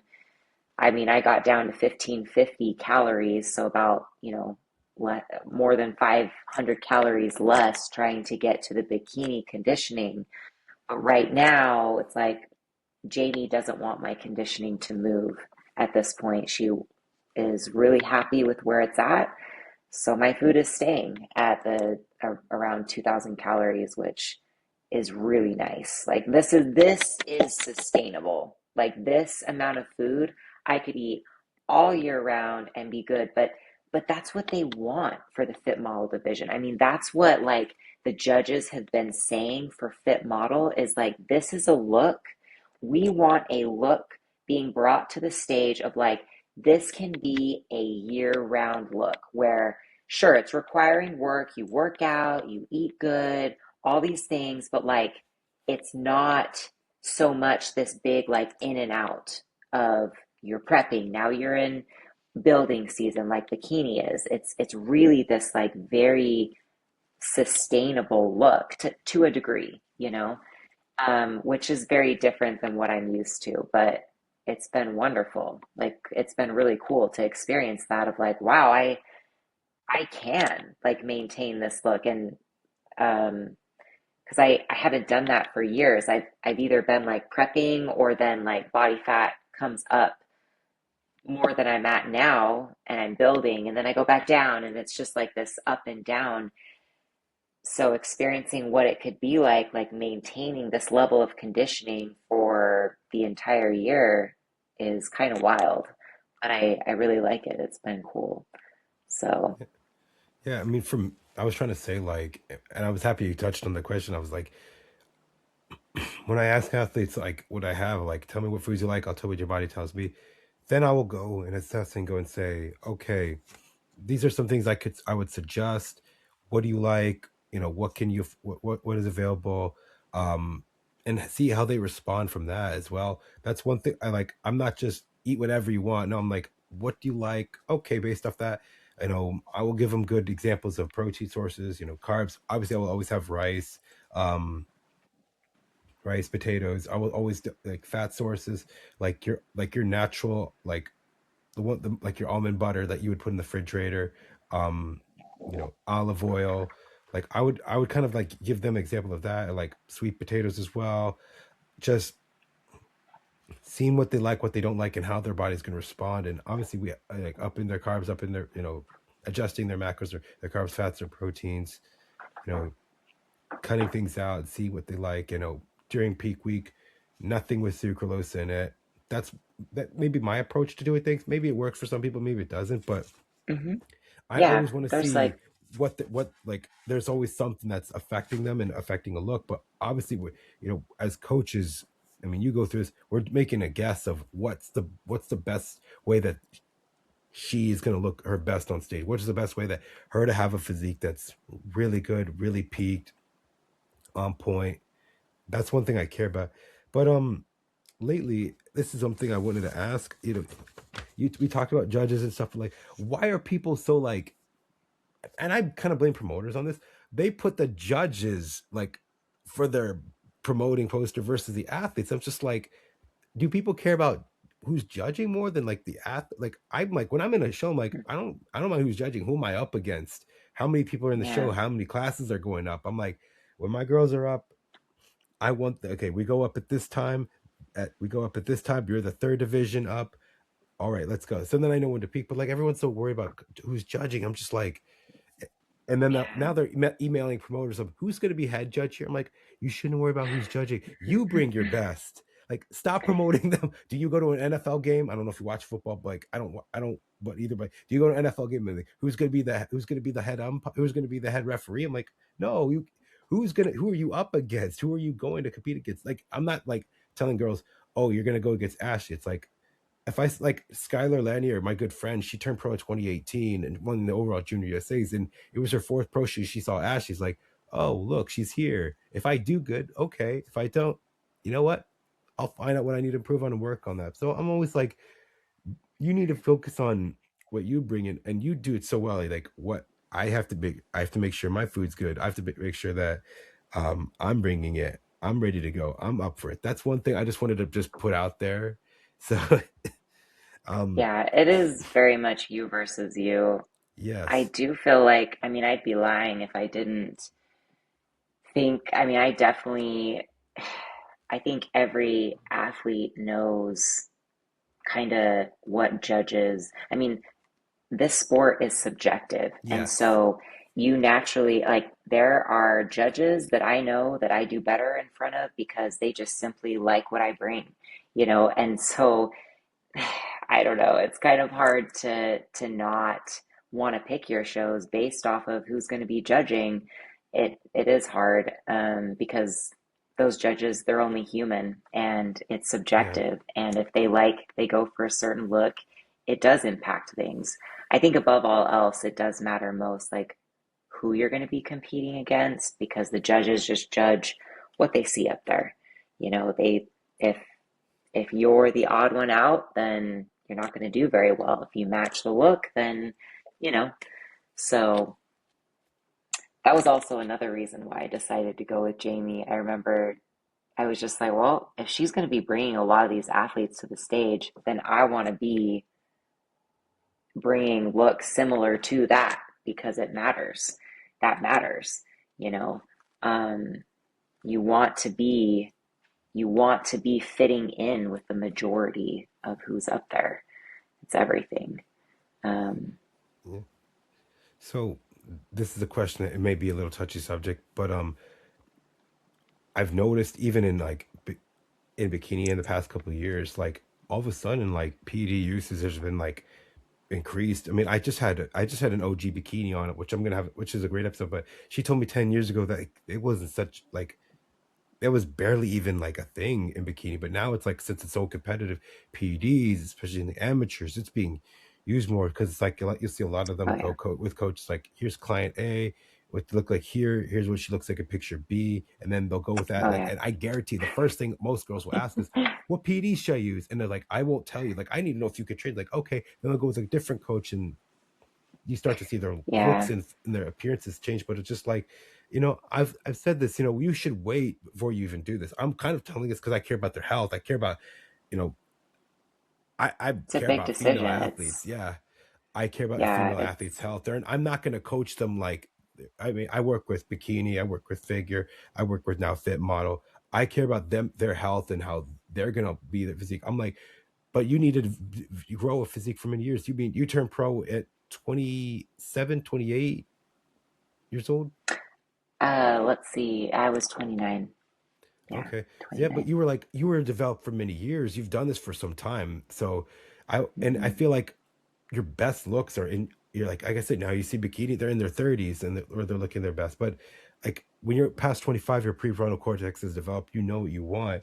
So that's what I say, like at least wait. But now I'm seeing Fit Model, some girls are already, it's sad to good. Some are on hits, some are doing peptides. One is actually selling peptides. I'm like, what? Like, I'm not against peptides at all, but like you just started, you just turned pro, like at least wait a couple years and decide that. And I feel like now it's kind of being Hmm. pushed, like you have no choice. Like you do, like if you could be as natural as possible and as much as you can, and you push your physique to that extent, okay. But then it's Yeah. like you want to go a little step, little by little. And this is something I've even had with Corey Hageman. I just had Victoria Falcar on. But it's just like little by little, like less is more. And I feel like people are understanding Hmm. that versus I get the whole like instant gratification thing. But um when you started competing and stuff, when were at what age were you like, okay, I'll maybe try PEDs when you were working with a coach? Yeah. Um, I mean, I've really remained like private about this Yeah. for, I mean, really, I don't talk about this a lot because there's a lot of, yeah, there's a lot of feelings about PED usage and everything. But to think that, I mean, all all of the top bikini athletes are on some sort of enhancement, and it would be Yeah. silly to think otherwise, honestly. It's like to attain a physique like that of such um drastic, like such amazing like muscle density and level of conditioning, you have to have like help from enhancements to truly attain that look. And so um yeah, it was from, so when I turned pro in 2019, I was a natural athlete, and I was natural competing as a pro after that until 2021. And then it was at that point that I decided that I was either going to be kind of a mediocre pro bikini athlete because of my structure, and or I could go the enhanced route and really push to rise to the top. And that's really what I was trying to decide between. That's where I was at after competing naturally as a pro for quite some time, for like 2 seasons. And I was just like, man, just seeing the level of muscularity and conditioning that was being brought to the stage, that was, placing consistently in the top five, I knew that I needed to make a choice. And so that was the main reason why I decided to hire David and go the enhanced route. And he, I mean, he was great. He really, worked to that less is more type of approach, and being careful about how much, um, that I would take and everything. But I mean, there's no doubt there was a big shift in my ability to train with next level intensity in the gym. I mean, natural or enhanced, I have always trained with great intensity, but when you are enhanced, you are able to push for more sets and then Yes. recover faster. And you are, you turn into like this machine which requires more work. And you're able to, yeah, it just allows you to work harder, that much harder. A lot of people, I feel like, view PEDs as like, cheating or whatever. And I mean, it just allows you to work harder when you use them appropriately and to the fullest. Like it's yeah, and so I am truly grateful that I was able to experience being able to take my body through that. It was an amazing experience. It truly was. I learned so much about about the body like through that period of time and really like pushing your limits past what your natural limits were because that's what you do. You are pushing past your natural capped amount of muscularity. It's like I feel like I feel like I worked hard as a natural athlete, earned my pro card and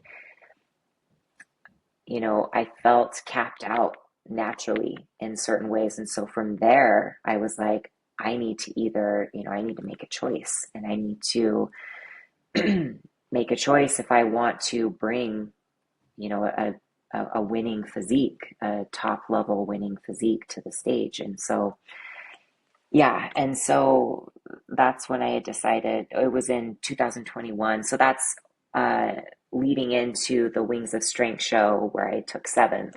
Um, that's that was my first run of like, you know, enhancements and then placing seventh at that show and definitely seeing just more muscularity, more conditioning, and then that really lit a fire within me to keep going. And it was only up from there, and um, but yeah, it was a big decision for sure. It was, but I don't have regrets about it. I feel like I grew so much through that period of time. But with that being said, that was a big player in my decision to shift to fit model because I didn't want to continue taking enhancements. It's risky. There's always risk, Yeah. doing it in a safe way, doing a very small amount or not, there is risks involved. And I had been doing that for like 4 years, and I wanted to be done with that. And so, yeah, that was a big reason for me wanting to shift to fit model. Yeah, I mean that was a huge reason No, for there's me nothing making that guilty shift. about it. There's nothing bad talking about it. I mean, it was a decision, we're adults. But I'm gonna tell you this. The simple fact that you turned pro at the USA's naturally against girls who probably were enhanced and stuff, and that you have the like, and that's how genetically gifted you are. You won your pro card naturally against people who may have been on some stuff. And listen, you knew what like you wanted. You're like, okay, if I'm gonna be moving up into these top spots, I'm gonna have to do this in addition to my training, my diet, my nutrition, my sleep, and then I'm gonna Hmm. put this in as well.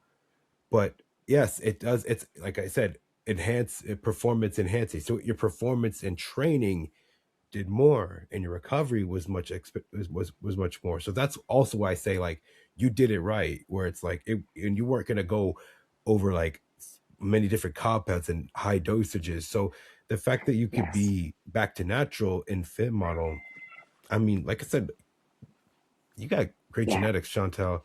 Like I maybe you don't see it, but I see it. Like I think when I look at you, I'm like the way that you're just born, the way that you're just built. You Thanks. have an amazing physique and structure, and even if it's bikini, if it's fit model, you'd be great at it and all. And but like you waited, and I was like you started in you came from track. You started in 2012, and you know, so how many years in the amateur? So it's from 12 to like almost 7 years. Like but that Hmm. was a base of training. That was a base of doing this for such a long period of time. And then when you maxed Yes. out your almost 10 years, so like when you've done as much as you could naturally, you're like, okay, let me so I gotta say, that was really good. And, I'm happy that you're finding like you're knowing what your physique is wanting, and that you Yeah. know what how I want to go into this, and do I want to keep going more further? Do I have to keep adding more? But you're like, no, it's like, I know my body. I know I don't want to do something that could be irreversible. So I Yeah. think that And you I, did things the right way. And yeah, go ahead. and it's not like I don't think I ever would have like gotten to this point of like, you know, pushing more and more drugs, trying to get bigger and bigger. Like, there was always this like, I have this respect for my body and I want to always be, I would have always been careful, but also it's like you have to be careful because things can be addicting. And it's like, I don't know, sometimes I feel like it's easy for you to feel like, oh, I'm always going to be safe and careful, but then, maybe you've got like, well, if we just push a little bit more, or take a little bit more, and I think there was a part of me that was just scared of like, what am I willing to like I'm scared that things are going to get away from me almost. And I'm like, I mean, I'm a pretty spiritual person, and I just there's just something inside of me that was just not feeling aligned anymore. And it's like you got to listen to that. When it was really, I mean, up to that point, everything was good. I felt good. I felt confident in the decisions I was making. And then, and this is just for anyone, you need to listen to yourself when you're feeling like something is not aligning anymore. You need to make a shift. Like that is a sign that you need to make a shift. What that shift is, you may not know initially, but something needs to change and you need to sit with that. You need to think about it real hard. um, because I feel like a lot of people, they're doing things because they feel like they have to, or they feel like, well, this is what this person wants me to do, or this is what my original plan was. Well, so what? Like, I mean, yeah, my original plan was to go to the Olympia for bikini, but it's shifting now. And now it's like my goal is to go to the Olympia for fit model. Um, and so I think it's important to listen to yourself and to make shifts when you need to. And it can be hard though, when that ball is rolling and you feel like you've put in, it's like bodybuilding is years and years and years of work. And then deciding for me, like to make this shift, it wasn't easy initially, but it's like then once I have felt more aligned and it feels right, like it definitely has become easier. And I am glad that I've listened to that. And I mean, I hope I really truly think it's all for the best and I'm excited for it. And yeah, I just have high hopes, but I'm grateful for everything. I really am grateful for everything that I've been through, and I don't have regrets. Everything has made me into who I am and prepped me for this moment right here, right Yeah. now. So, Yeah. I mean, to say what you've done and the life you've built, and the team you have. So I wanted to ask you about Team Fit Bliss. Is that something you started, or was something that your friend started? Um, so yeah, the company was started by Lindsay and um, her good friend Annika. She's not in with the business anymore, but Lindsay is the head business owner of Fit Bliss Fitness, and it's been so I came on as an athlete at first in 2018. I coached myself for my own show and I came in flat, and Lindsay reached out to me wanting to sponsor me. And so I started working with her in 2018, and then she helped me, earn my pro card in 2019. And then after then, I became a coach for the team.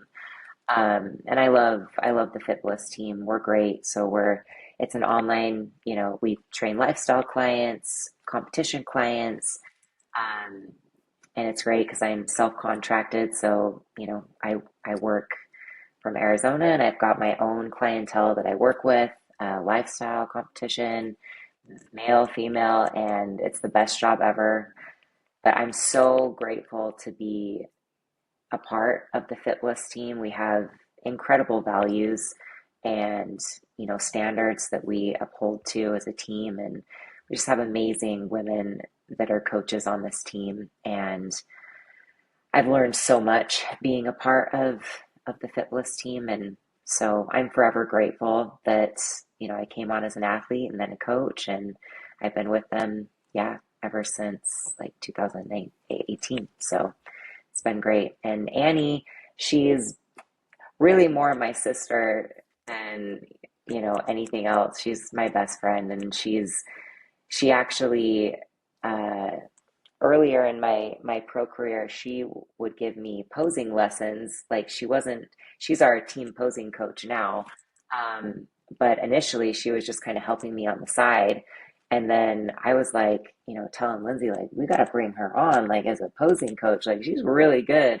And now she's become, our team posing coach, and she's incredible at what she does. She is so good at posing, and she's still I definitely, I get posing feedback from Jamie, but also I work, very closely with Annie still, like just fine tuning things and showing Jamie, videos and just all of that. And Annie, she's traveled with me to many shows and been by my side. And um, both Annie and Lindsay on the team have been, just always been by my side through everything and have had the utmost confidence in everything that I do. I'm so grateful for them.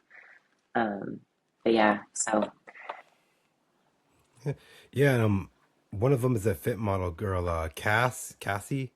yes, I love Cass. Yeah, she's great and she's beautiful. I am so excited to see how she does. Like, I just feel like she is made for fit model. She's just got that look that they're going for, where she's not too hard, not overly conditioned, but she's got like the beautiful muscles and tiny waist. And so I have really high hopes for her. I'm so excited to see her compete.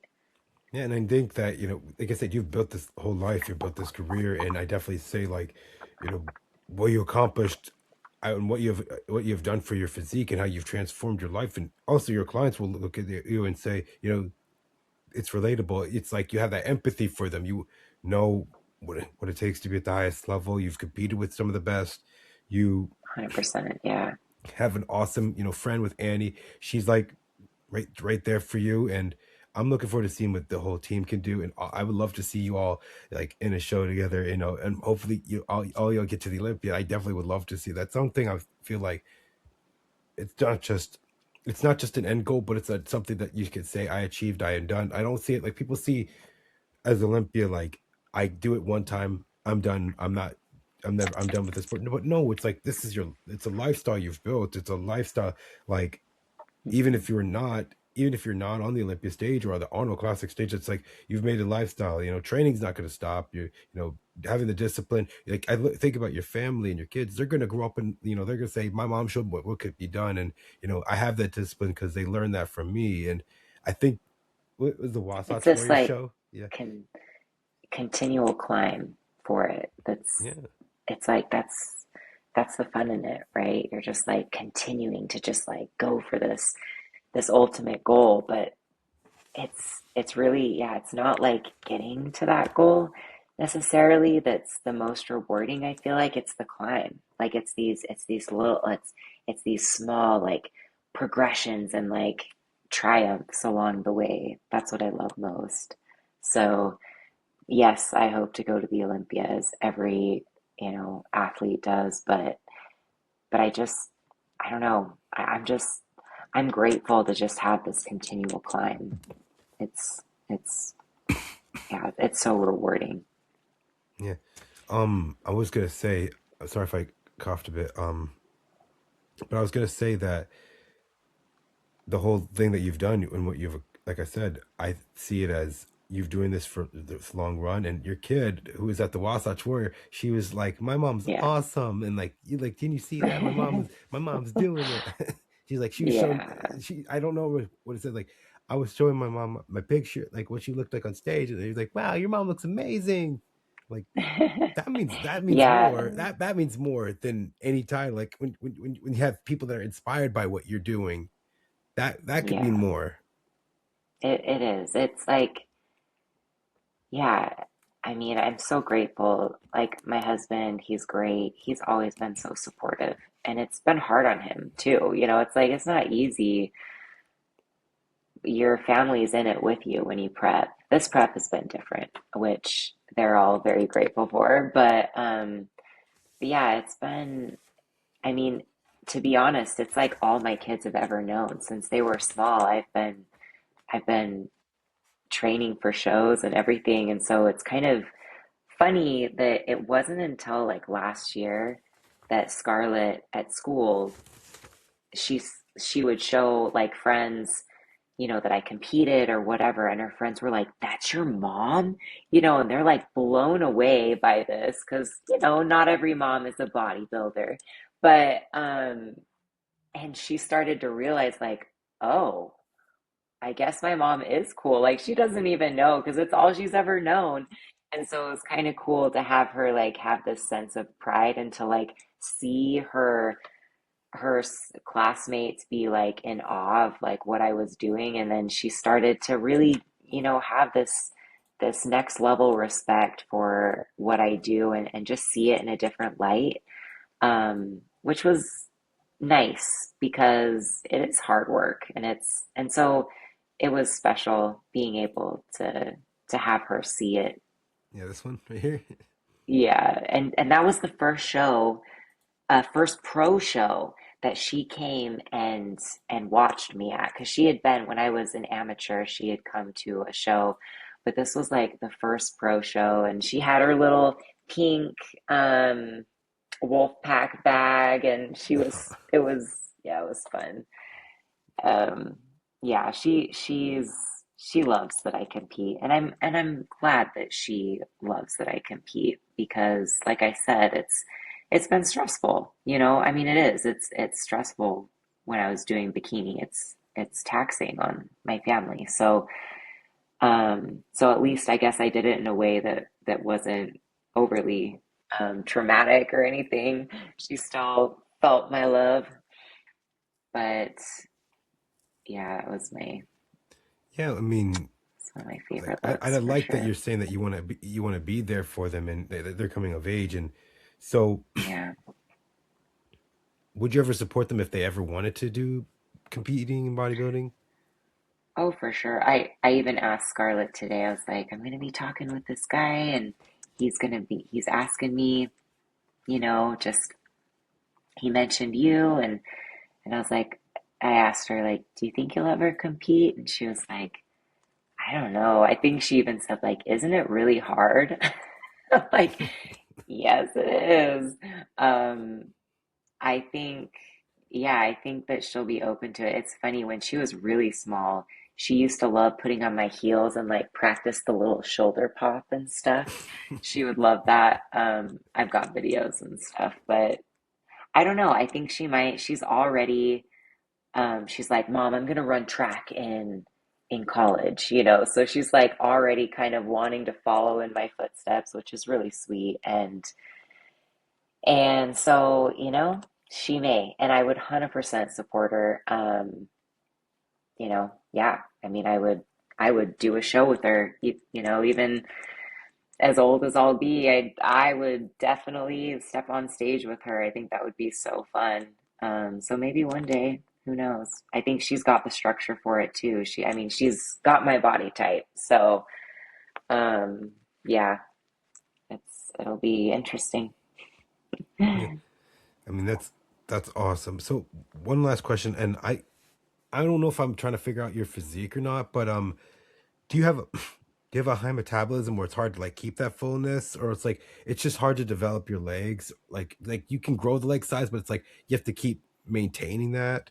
Um, Yeah. because I know you're Yeah, taller and longer, and you said you're 5'5", 5'6". I'm almost 5'6". Yeah, but Okay. I'm all legs. I'm, my legs are so long. And I have long muscle insertions. And so the long limbs, the long muscle insertions, it's just really hard. It's like, when you've got short insertions, you naturally don't have to build as much muscle to have that the amount of pop. It's like someone with less muscle but shorter muscle insertions could have more bubbly type muscle appearing muscles than someone like me. So yeah, I've just kind of got a couple of things going against me there. And I do have a high metabolism, so I have to eat, you know, I have to eat more food for sure. And I do, that was one of my biggest struggles, was getting flat at shows because I would just run through food. It's like not only like when you get that lean, you have to eat, you have to stay on top of your food or make sure that you reverse in a crazy amount. Like when I was with Cash, and I went in for girl power, oh my gosh, I was eating like 2,600 calories like 5 days leading into the show. That's a lot of food for a, a small girl. And I was just like pounding food, pounding food. Um, and so, yeah, that definitely is a struggle of mine, are those three things: flattening out, lanky limbs, and long muscle insertions. So it's like I'm strong. I can rep out, 120 pounds with Bulgarian split squats, and I am strong, and I can train with a lot of volume. But gosh dang, yeah. I mean, it was definitely like being enhanced helped me put on more muscle, but it was still hard. I put in work. So yeah, but I loved it all the same. Like I love working hard. I love training hard. I love the grind.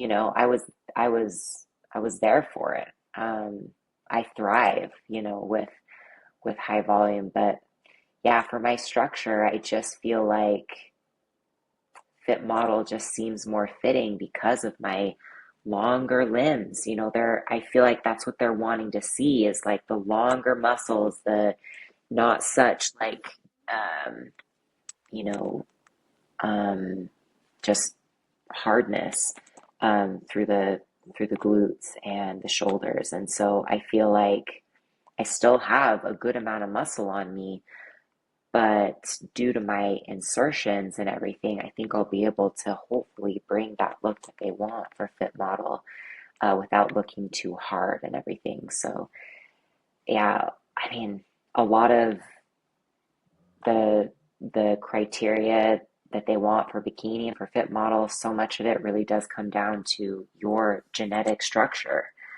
Um, and due to your genetic structure, you are going to be better in different categories. Like that's just how it is. And so I truly feel like for my structure, fit model just seems like the right move. At least I hope. So I'm gonna give it my best. But Yeah, I mean, I definitely think that it's gonna. I definitely think every category is, everyone has something special for them, and obviously it's like gonna be what they what the build and what the mold is to it. But the one thing I will say that you have with against other girls is show experience. You've had a lot of yes. experience, and you've done this for such a long time, so that definitely will give you an edge. You see a lot of people that they just turn pro, they turn pro and fit model, but maybe they were never in bikini before. Versus, like I said, that some of the girls that were doing well, they've been an amateur for many years. They were in bikini trying to fit that bikini physique, and then like I still think you fit the bikini physique.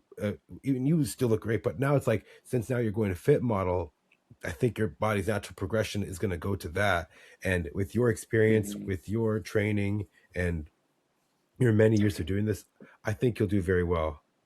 I really do think, I Thanks. really do believe so. And I definitely think a lot of the girls are going to be trying to do every show, and like as much as they can and whatever they can to qualify. And but I definitely think Yeah. that with how you are built, with how your discipline is, and just I with your Yeah. years of I'm experience. hoping to bring that stage presence, that's that like wowing it factor, because it's like Yes. Annie was actually talking with Patrick because she was out at a show in California, and she got to talk with Patrick, who judged at the Japan Pro. And she was saying, like, well, he was saying that they're like, the reason why they placed because like Emily and Gabby, they both brought very different looks, I feel like.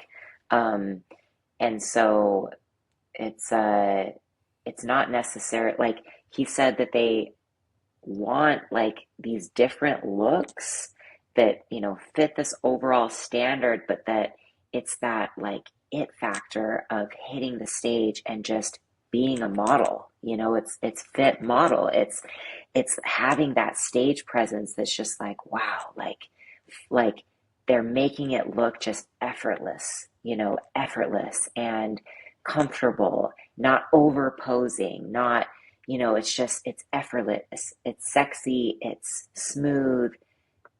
That's what they're wanting to see. So that's what I'm trying to bring, you know, is this very effortless look, which, I mean, that's obviously what you try to bring to bikini too, but I think it's going to be even more so for fit model. They just want to see like this very, a little bit more relaxed, like modelly type posing. And so that's what I'm going to try to bring. But I want to bring that wow factor, that it factor. That's what truly sets you apart, you know, is like you hit the stage and you're just, the judges are just kind of lost in this trance of watching you. It's like that's what you got to bring. You can't bring this like, ooh, I hope she hits it, or like, you know, it's like, you know, when you see a competitor and you're just kind of like on edge of like, are they going to hit it, or I don't know. It's like you got to just walk out there with that confidence and that it factor, and that speaks. I mean, it speaks everything. I feel like so. Yeah, Yeah, I sets you definitely, apart. your posing is really great, and you have great stage presence. That's one thing I've seen in like almost everything. You like when you go on, you have that energy, you bring that, and like I said, you have to be memorable. And I definitely think you're very memorable. That's how I recognize you in almost every show you do. Is that you have great posing, great stage presence. Like I feel like you have the energy almost to the song that's playing. So whatever song that's playing, like you're adapting to it. So yeah. Yeah, yeah. Listen, before we go, um, I wanted to share your page one more time so that people can find you and where to work with you, and also any shout outs, anybody that you want to give thanks to. So here we go. So it's Chantel Hall Yeah. underscore IFBB Pro. hmm All Yeah, and right. I like to post a lot on my Instagram stories, just like helpful foods and just, you know, current feelings and thoughts I'm having through prep. But I try to share a lot of helpful information. But yeah, and then I've got my link tree there. Like you can check out um, the Fit Bliss Fitness website and check out what we can offer. And um, I'm so grateful to be a part of the Fitless Fitness team, and also so grateful for being a part of the Fit Body Fusion team, working with Jamie. They've been great. So yeah, I feel so well supported um, by so many people around me. So yeah, I'm I'm just happy gonna say this. to. Just I'm just gonna pull this plug for you. Go to toxicangels.com. Use code Chantel. Just saying. Yes, Toxic Angels. They make amazing suits. I'm so excited to showcase my Fit Model suit. Like they did such a great job. They're such a great suit company. I always, yeah, Mary's amazing. I love all of them. They're awesome. So, love Toxic Angels. They're the best suit company. Um, yeah. So, Yeah. thanks, Sean, for having me. No, I really appreciate you coming on. I'm happy to to talk with you because, like I said, you have your work and what you've done. It's a like I've always said this for people with many years of experience. It's a body of work. It's decades of this. It's many years. It's not just one, two, three. Like you're successful. No, you've went through it, and that's one thing I think that I look at as someone who's gone through like it's a journey. It's like someone who's had the ups and downs. That's what a real champion is, not someone who's always like there's no story, there's no thing relatable where someone's like always winning and they never knew what to lose, because someone who knows what it's like to have gone through it and to take that lessons and to relate, that's one thing I feel like you do very well, and you connect with the life lessons, not just with competing, but everything that you've learned, like from coaches that you've had, from shows you've been through, from years of doing this, that's one thing that I think people can learn to be greater than ever from. Hence the name Greater Than Ever podcast is like how people can learn from other people and how they got to where they want to be and where you are Mhm. in life now. I definitely know that you've you've made some great things, and you're going to continue to do great things, and I'm looking forward to where your career is going to go to, with Fit Model, with Bikini, with your coaching, with everything that you do, and how, you know, post career, even with your career now and even post, what's that going to look like? And obviously, it's going to be something that a lot of people will say when they see it, they're going to appreciate everything that you've done and accomplished. So once again, Chantel, I wanted to thank you for coming on. I really enjoyed this episode. I really enjoyed getting to know a little bit more about you as well. Thanks, Sean. You're awesome. I really appreciate your support. You've always been there in my corner, giving me shout outs on my Instagram, telling me good job, and I really appreciate having you in my corner. So thank you. Oh, you're welcome. Anyways, I know I had you on for a little longer, but I really thank you for coming on once again. Oh, thank you. Yeah, appreciate the opportunity to share. So, and yeah, well, have a good night. I'm gonna Thank you go very see much. what my family's doing. Okay. All right. Take We'll care. talk soon. Bye, Bye. John.